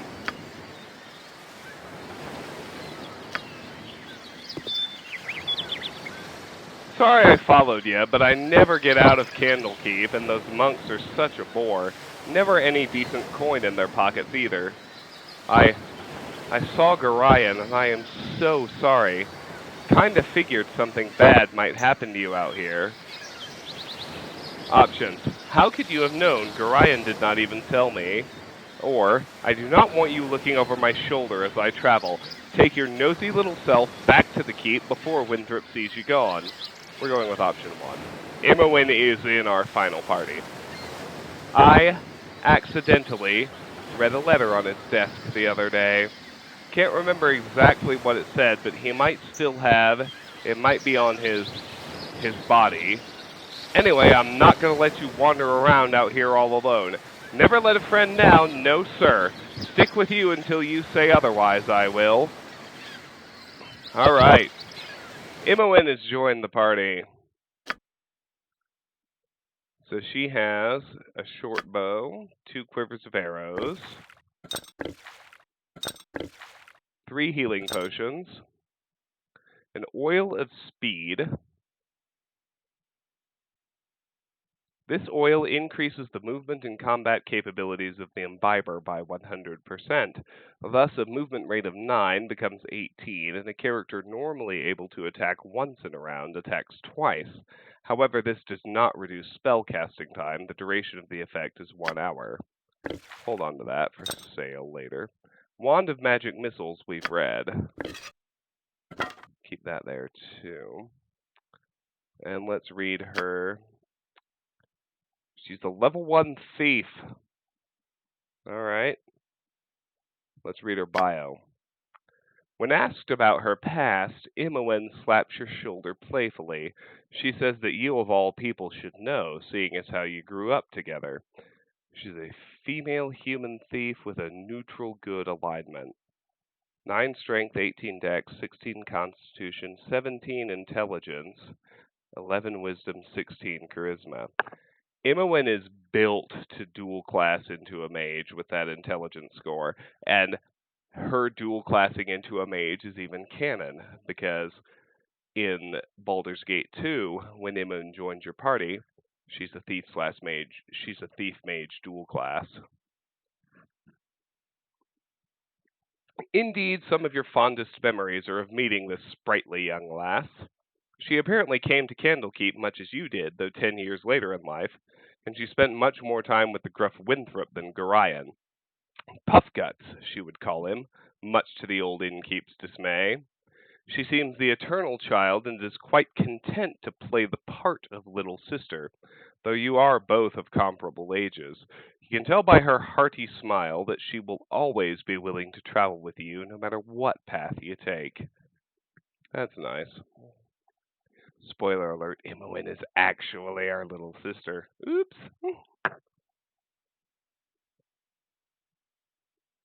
These games are 20 years old, it's fine.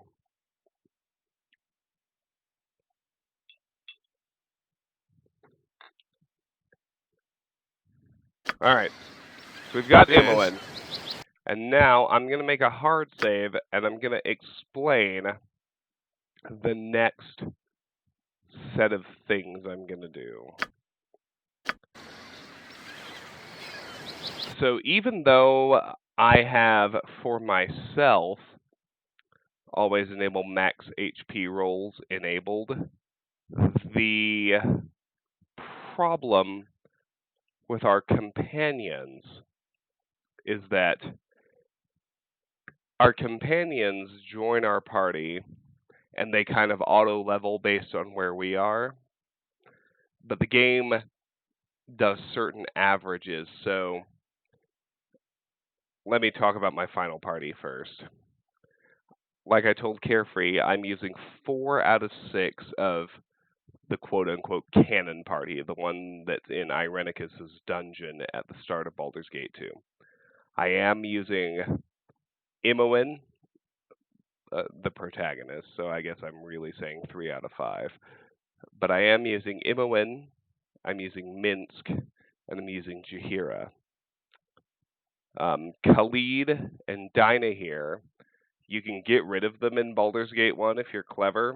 You can just go let them get permanently killed, and you can get those worthless people out of your party without losing the good ones that they're paired with. And so that's what I'm going to do. And so the other 2 I'm going to use, my party leader, actually, due to that good old-fashioned paladin charisma, is going to be Ajantis, the guy that you find in the Ankheg zone up north. And my cleric is going to be Viconia, because she is just far and away the best. And in terms of story, she's my preferred romance in Baldur's Gate 2. I usually go with Jaheira because the rewards are better, and that's really the way I think. But Viconia, hot. So my final party is my protag, Imoen, Minsk, Jaheira, Viconia, and Ajantis. And that's pretty easily doable in Baldur's Gate 1. But the thing we're going to do next is we need to get our companions, all of them, as early as possible. And if they have pairings or quests that you need to do in order to keep them in your party, we need to rush those as soon as possible too. So what we're going to be doing next is getting our party, all of them together. The hardest part of this is getting Dynahir out of the Knoll stronghold. We're going to use Imoen to sneak through the Knolls to find Dynahir and release her. Then we're going to send Dynahir off to get slaughtered by the Knolls, so we don't actually have to use her, and we're going to bring Imoen back in stealth mode.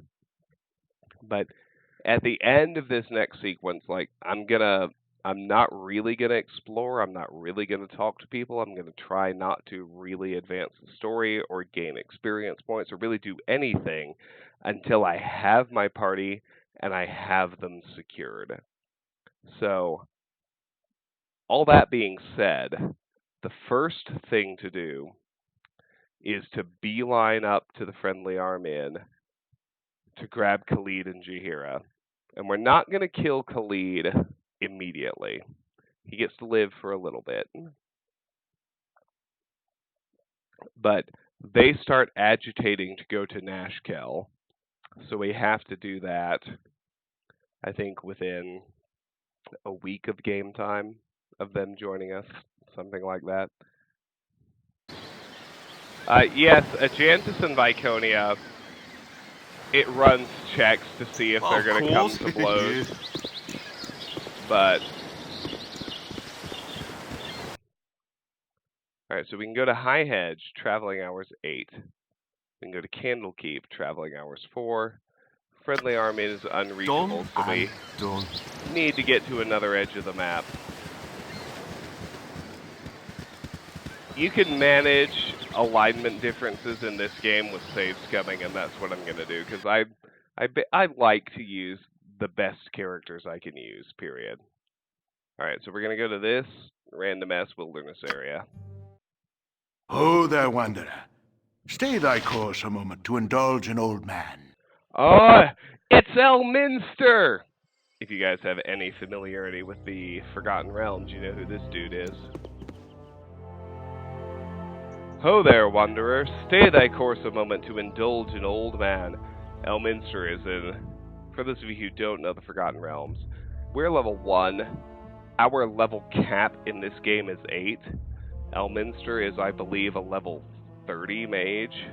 He's obscenely powerful and wise, and he's just acting like an old doof. It's been nigh unto a 10 days since I've seen a soul walking this road, and I've been without decent conversation since. Traveling nowadays appears to be the domain of either the desperate or the deranged.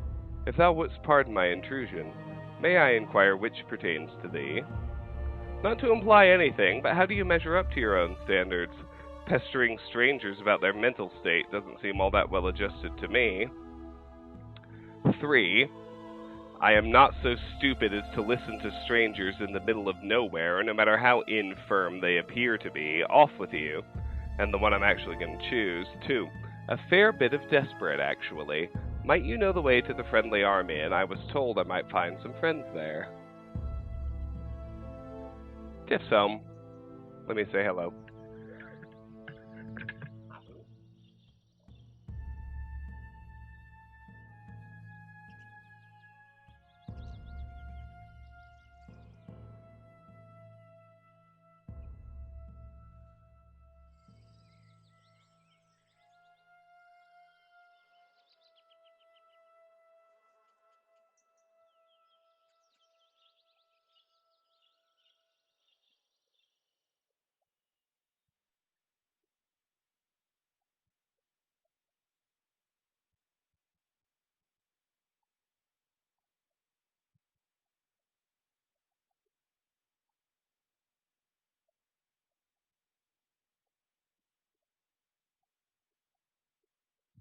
Ready to play right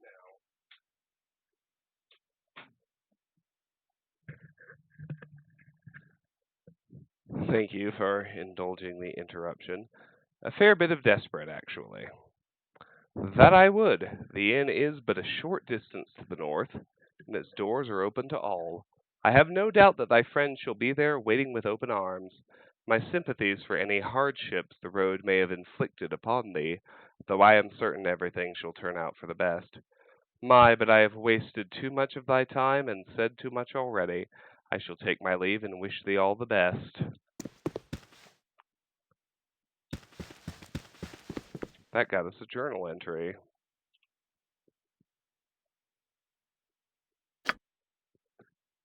I met a strange man on the road to the Friendly Arm Inn. He seemed interested in me, though I don't know why.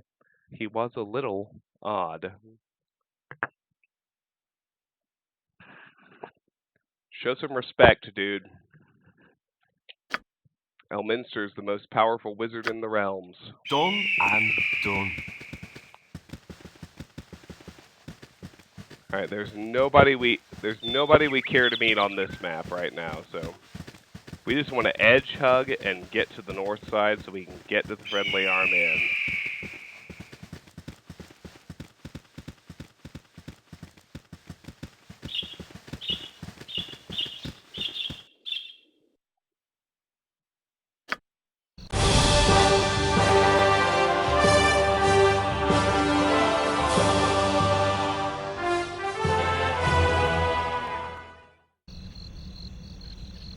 Safe at last at the Friendly Arm Inn.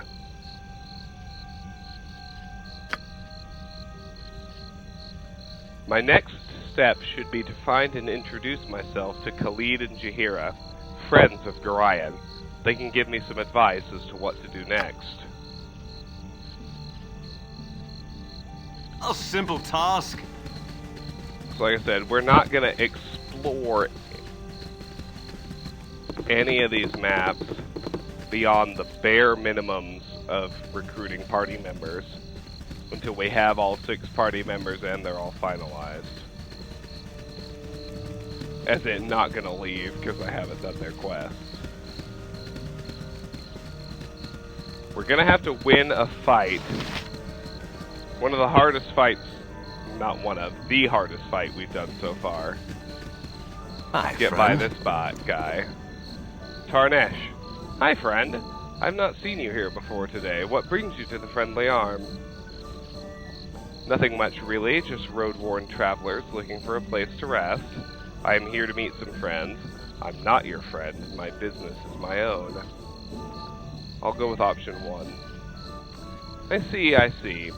Pardon my being too forward, but you've the bearing of someone I've been looking for. About your height they were. Same style of dress or thereabouts. I dare say you seem to be the spitting image of them. Might you have traveled from Candlekeep by any chance? 1. Actually, yes, I was there until quite recently. 2. I may have visited there on occasion. What of it? 3. Candlekeep? Never heard of it. Let's go with option 2. Let's do plausible deniability. Not that it matters, he's gonna attack. Oh, nothing really. I'm just looking for someone from that region. Would your name be Travis by any chance? 1, why yes it is. 2, never heard that name before in my life. Sorry. Option 2. Really? I would beg to differ. You fit the description, so I think it would be safe to assume you are the one I seek. Don't move, I have something for you. Well, fuck you, buddy.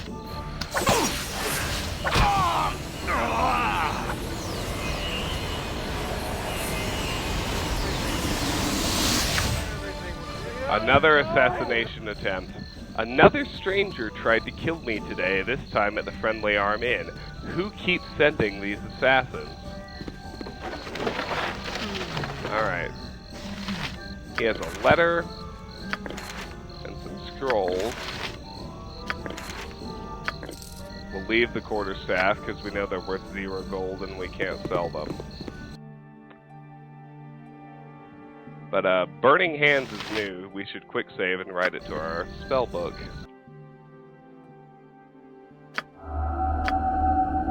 Hello, failure. Yeah, let's try again. We have an 85% chance of successfully writing magic. Done and done. Hey, friend. Good to meet a fine sod such as yourself. Jopi, I can't stand the way the roads are cut off these days. My uncle's in Baldur's Gate, and I can't get there to see him. How come the roads are cut off, or what does your uncle do? Ask about the roads. Where you been these past few months?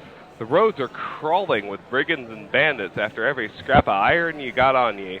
Surely you must have fled some on your trip here, lest you came by the west road, that is.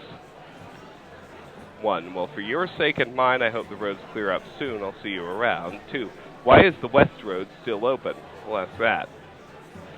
If there's ever a book shortage, that road to Candlekeep will be the most dangerous of them all, I assure you. These folks are after metal, so they're sticking mainly to the larger trade routes between Baldur's Gate and Om. And guess what? This here inn is smack dab in the middle of it all.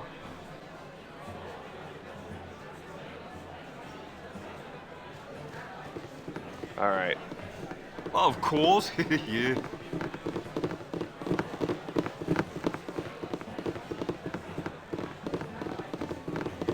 Here they are, Khalid and Jahira. Talk to them. Calm yourself, dear. We must proceed carefully.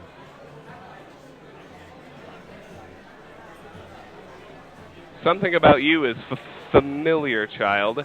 Your manner reminds me of a sage I know, but by the name of Goran. It is almost a slight on him, but I see it too. Jaheira, mind your manners. This must be the child that Goran wrote of so often. We are old friends of your adopted father. He is not with you? I must assume the worst. He would not permit his only child to wander about without his accompaniment. If he has passed, we share your loss. Goran often said that he worried for your safety, even at the expense of his own.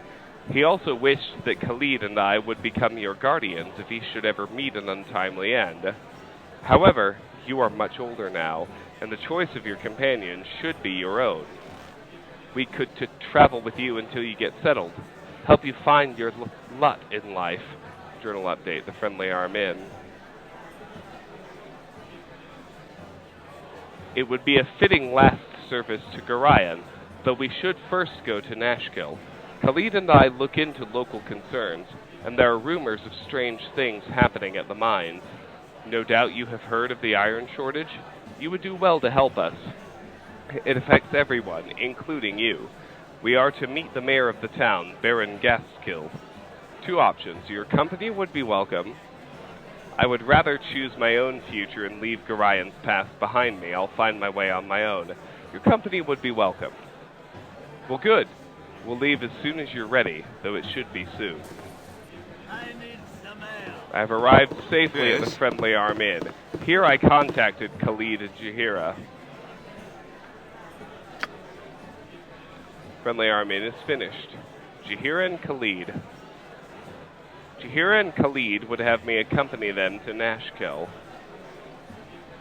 As I have little else to do and few allies, I should devote some time to investigating the cause of the iron shortage in the region. My next stop should be the town of Nashkel to the south.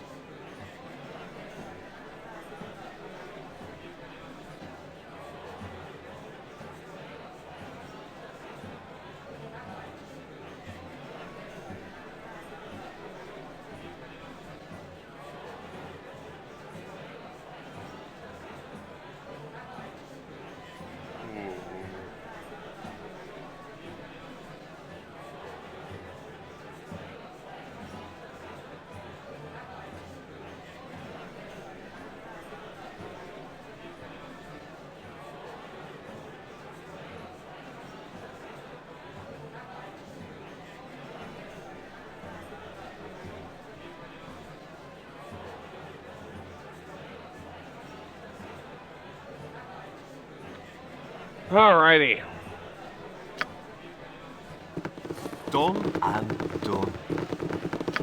Oh, we should look at their inventories and character sheets, too.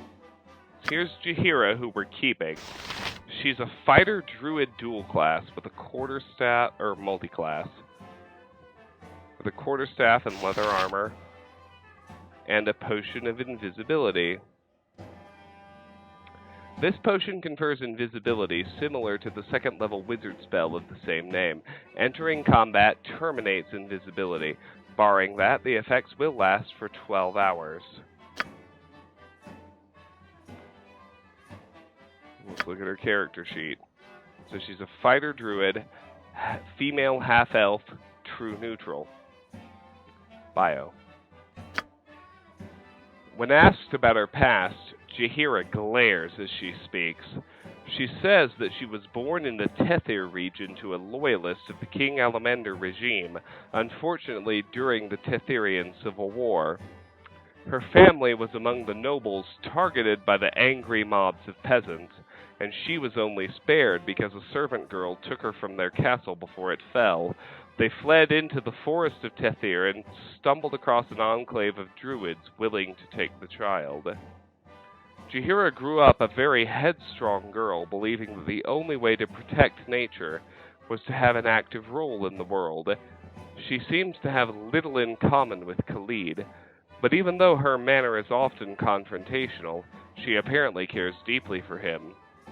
Her admiration of Goran is obvious, and she plainly states that whomever was responsible for his death will suffer an equal fate. Alright, let's look at Khalid. Not that we're going to keep him. He's got a potion of healing, which we'll just go ahead and give to me. A long sword, splint mail, helmet, and medium shield. We've read about all that, so let's just read his character bio. He's a half-elf, neutral good male fighter. That's all he is. Alright. Bio. When asked about his past, Khalid nervously reveals that he was born and raised in the nation of Kalimshan. He does not say much of his parents, but you get the feeling that his merchant father thought little of him, devoting much more attention to Khalid's half-brothers. Khalid thus threw himself into the martial pursuits, studying under members of the city militia. He doesn't go into detail on how he met Jaheira, but his adoration of her is obvious. When asked about how he knew Goran, he will only say that they had long been friends, and that many shared acquaintances will mourn his loss with harp song. That last sentence tells you a lot if you know your Forgotten Realms lore, but you might not, and I'm certainly not going to spoil shit, so. Khalid and Jaheira will get agitated and leave our party if we don't go to Nashkel soon enough.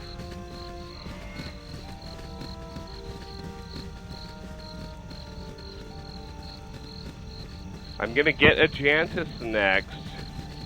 Once I have him, I'll go ahead and kill off Khalid.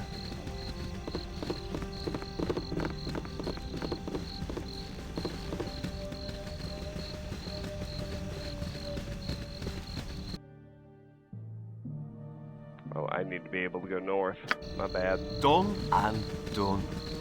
So we gotta stay on this map, and you have to get outside the walls of the inn and get to the north edge in order to get to where the Ankhags are. And we do not want to fuck with Ankhags right now. That is a recipe for total disaster with a party of level 1 characters. They will murder the shit out of us in seconds. But we do want to get Ajantis, and he is at the edge of that map, and we can get him without venturing forward and fighting Ankhags. Oh, Hobgoblin. Let's not. Let's really try not to, except in the honestly fairly rare event we actually have to. Yes, this farm. Done and done. Ajantis is... I don't remember exactly where, but he's on this map near the entrance. There he is. We can just grab him and go. He doesn't have a quest or anything. Halt! Be you friend or foe? We're friends. Who are you? Until you tell us who you are, how should we know? When was the last time someone answered foe, Tinhead? Why don't you tell us who the hell you are? I think option 2. I am Ajantis, Squire Paladin to Lord Helm. I have come down from the city of Waterdeep to fight against the brigands that make these roads unsafe to travel. What of you? 1. We too want to put an end to the bandit raids, or 2. We're just travelers. We'll go with number 1. In that case, why do we not join forces against these contemptible lawbreakers? 1. Sounds good to us. We're always on the lookout for another sword arm. 2. Sorry, we don't have the need for another companion. No, we're taking him. What now, I wonder? Here is Ajantis, so with his paladin I take charisma, honor with this responsibility you have bestowed. With his paladin charisma, I like to use Ajantis as the party leader. Let's check out his inventory. He has a bastard sword, chainmail, a helmet, and a medium shield. We've read about all of that. Let's read his bio. When asked about his past, Ajantis announces that he is a Squire Paladin of the most noble order of the Radiant Heart, and that he enforces the power and discipline of Helm. He belongs to the noble family of Ilvastar in Waterdeep, and has studied swordplay under such luminaries as Mermith Splendon. His skill and devotion apparently brought him to the attention of the paladin Keldorn. Spoiler alert, Keldorn is in my final party at the end of the series. One of the most respected of the Order, who decided to take Ajantis under his wing as a squire. Recently, Ajantis has asked for the honor of becoming a full-fledged member of the Order. To accomplish this, he has traveled to the Sword Coast in order to help curtail the increased humanoid activity in the region. If he succeeds in his quest, the Order will vote on his eligibility for membership. He seems utterly devoted to his mission.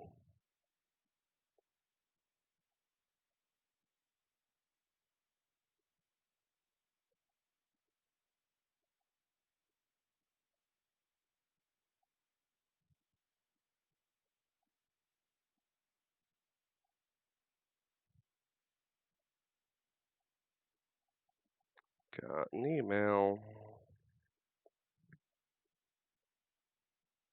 Do not care.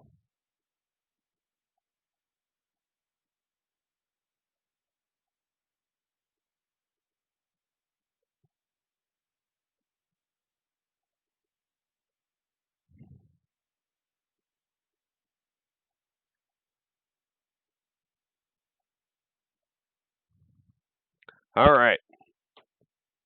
So we're going to grab Viconia, and then we're going to make a beeline to Nashkel. With Helm's blessing. Oh yeah, before I forget. Can I help you, if none are better?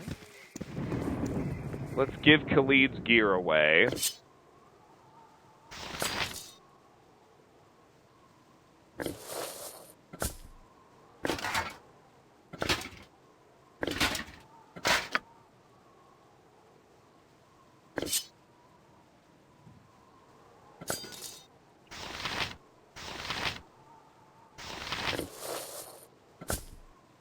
We're going to give Ajantis splint mail. Everything else is identical.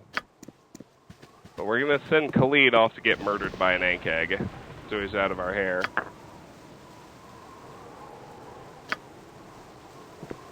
Then we're going to grab Viconia, and then we're going to head to Nashkel, where we can find Minsk.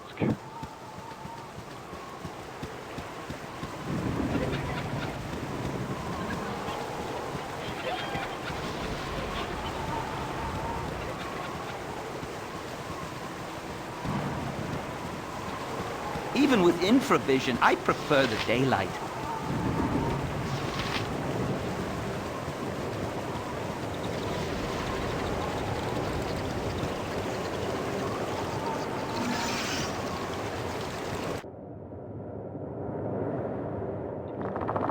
I'll do my best.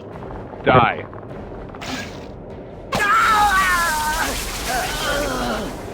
Blasted Khalid! You die, and I swear you'll never hear the end of it. There we go. My honor is my life.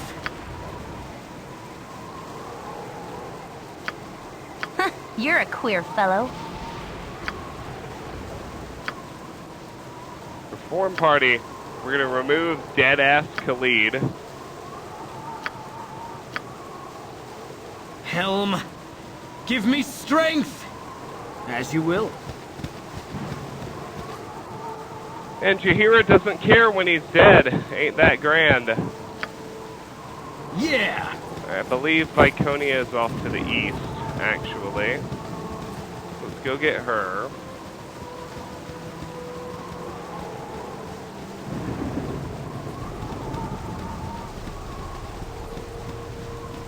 Let's hug this southern edge, because we sure as hell don't want to run into Ankegs ourselves. Not yet. They will murder the fuck out of a level 1 party. Believe you me.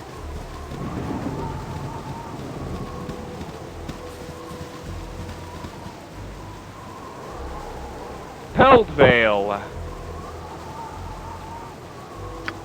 That actually isn't where I want to go. As you will. Well, no, maybe it is. Let me see if we bump into Viconia here. Forward march!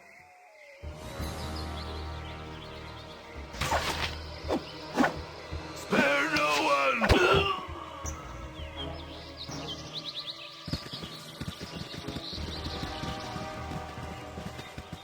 No, didn't think so.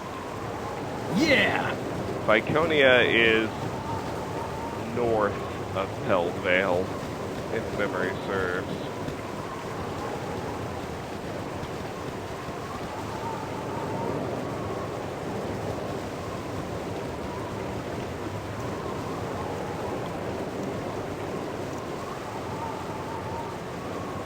Fuck, Ankeg. Oh, we're so fucking dead. Yeah! If it makes us fight an Ankeg, we're so fucking dead.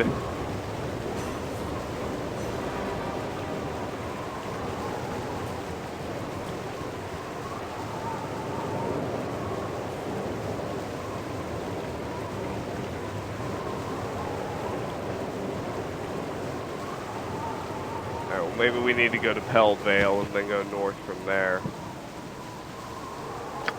You have been waylaid by enemies and must defend yourself. Oh, fuck off. Try again. With Helm's blessing. You have been waylaid by enemies and must defend like yourself. I said, fuck off. As you will.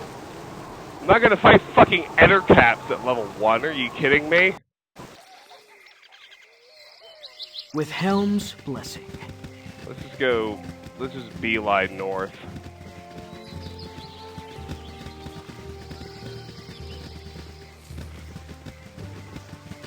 Help me! Oh! If you don't help me, you'll kill me! Viconia is in Peltvale, my bad. Help me, if you don't help me, they'll kill me. Sorry lady, it's not our business. Calm down, we'll help you. Just tell us who you are. My name is Viconia.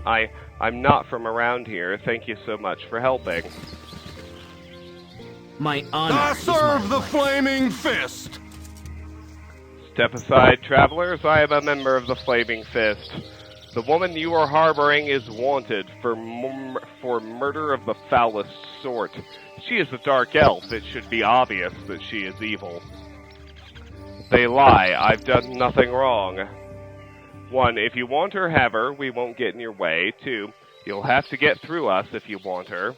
3, what do you intend to do once you have her? We'll dialogue as long as we can. Kill her, of course. We can't allow that. You'll have to go through us to get to her. Well, if she's a murderer, that's what she deserves. You can have her. Alright, we're gonna kill the Flaming Fist. A stupid decision. For harboring a murderer, I sentence all of you to death.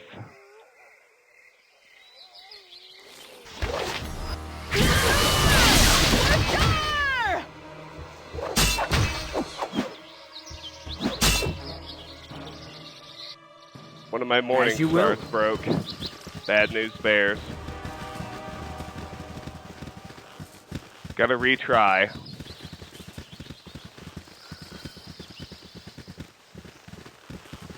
Help me! If you don't help me, they'll kill me! I serve the Flaming Fist!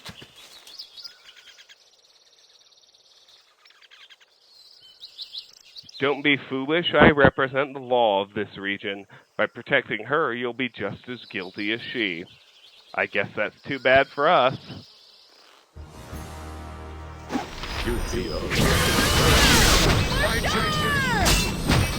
Quit breaking my morning stars. I serve the Flaming Fist!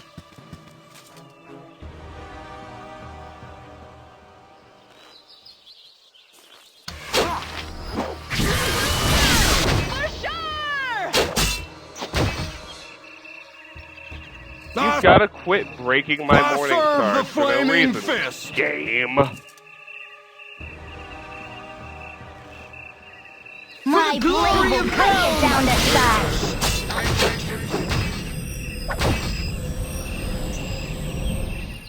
Much better. There we go. 250 XP. Let's move the home. He has plate mail, a helmet, a small shield, and a long sword. I think it's a fresh helmet style. This class of decorative helmet, made of reinforced leather or metal, covers the face and head. Eye slits and breathing holes come highly recommended. And he's got plate mail, which we'll put on Ajantis as a definite upgrade to his splint. Make my boy carry the older stuff. Does Jaheira have a helmet?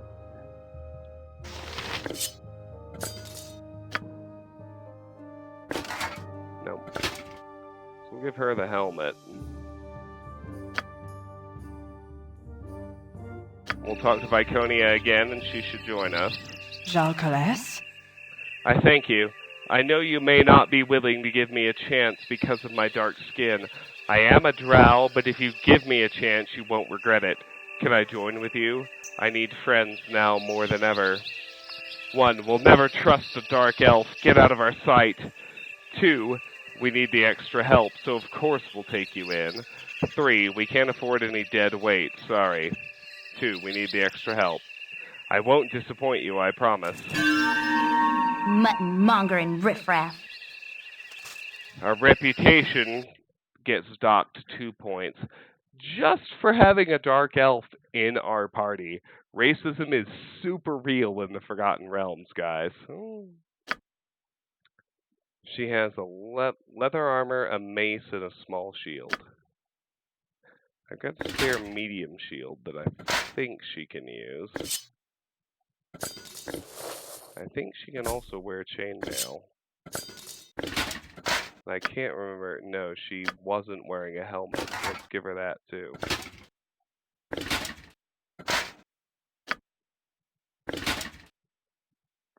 She cannot use a medium shield. She has inadequate strength. Let's put a helmet on her. We'll give her chainmail. We'll put the leather armor in Ajantis' inventory. So I think she can still cast her spells. Well, I should just check that. Night Singer, give me power. Oh yeah. So we should look at her priest scroll. We should look at Jaheira's druid scroll too. Priest scroll, Jaheira. Any spellcaster besides sorcerers and shamans must memorize spells using the rest button on the left panel after choosing their spells on the mage book or priest scroll pages. Armor of Faith, Abjuration, level 1. The caster of the Armor of Faith receives significant protection against melee and magical attacks. This magical armor is a force of energy that absorbs a portion of the damage intended for the caster. At first level, the protection is 5%, and every 5 levels of the caster improves this by another 5%. For example, a 20th level priest would have 25% of his damage absorbed if protected by this spell. So she actually has 2 out of 3 of what I want. Bless. We've read about that. We've read about Cure Light Wounds. No, we haven't actually. Cure Light Wounds, Necromancy. By casting this spell and laying his hand upon a creature, the priest causes 8 points of wound or other injury damage to the creature's body to be healed. This healing cannot affect creatures without corporeal bodies. No, we have actually read that. I think maybe the only one we haven't read is Entangle, Alteration, level 1. By means of this spell, the caster is able to cause plants in the area of effect to entangle creatures within the area. The grasses, weeds, bushes, and even trees wrap, twist, and entwine about the creatures, holding them fast. Once per round, a creature can attempt to save versus spell with a +3 bonus to avoid entanglement. An entangled creature can still attack, but receives a -2 penalty to its armor class. So I want Entangle. I want a Cure Light Wounds, and I want a Bless for Viconia. We've read all of these already. I do not want any commands. She has 2 Cure Light Wounds. Let's get a Bless.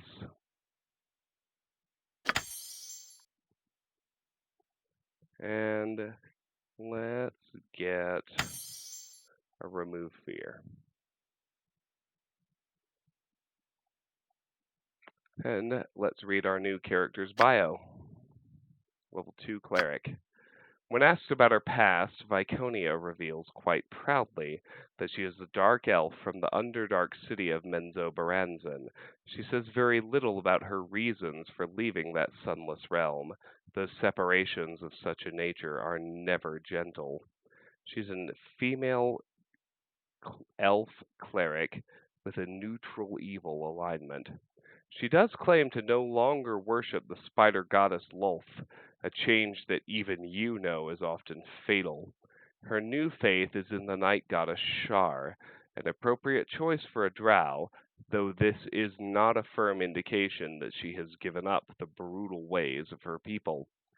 She finds the laws of the surface world quaint and more than a little strange, but this is simply because of her lack of experience. Likewise, she seems a bit naive about how her race is viewed by surface dwellers. Many will not give her the chance she seems to expect, and even being seen with her may affect how people think of you, which is why we got the -2 rep just for letting her join our party. You know that as a drow, she has resistance to magic. Alright. My honor is my life. We're at 5 out of 6. The next thing I want to do is beeline to Nashkel and get Minsk. And I think we're going to do that tomorrow in the birthday stream. Because, as I'm fond of saying, the natives are restless, which means my wife is giving me stink eye. So, I should end the stream and head to bed. We have been going 2 hours, and we ordinarily only get 1 on weeknights, so To those of you who joined me live on Twitch, thank you so much for being here. If you're new here and you enjoyed what you saw, I hope you will hit that follow button so that you can see every time we go live in the future. If you're watching later on YouTube because you're a fan, you like this type of content, you stumbled into the channel for whatever reason, catching live streams is difficult and people find things years after I've recorded them. If you enjoy the content, please like the video, that helps a lot, and please subscribe to the channel. I pretty much always do live streaming now, but all of my content makes its way over to the YouTube channel. So whether or not you can catch me live, subscribing on the YouTube means that you won't miss anything I do. And finally, regardless of the platform you're on, I hope you will consider joining our Discord. The link to do so is in the Twitch channel description and or the YouTube video description. The Discord is where I make official channel announcements. Maybe it's not so bad that Tiff's calling me. I'm sleepy. It's where I make official channel announcements. It's where we discuss the games you'd like to see me play. And it's where there's a very fun, growing, awesome community of people who love video games just like you and I do. I'm leading towards Baldur's Gate for the birthday stream tomorrow, but I suppose if people want to jump in the Discord and really push for other suggestions, I would at least listen. But that's tentatively the plan. 10 a.m. Mountain Time tomorrow, more Baldur's Gate. Finish rounding out the party, then start exploring and questing in earnest. Hope to see you all there. Happy birthday to me, and good night.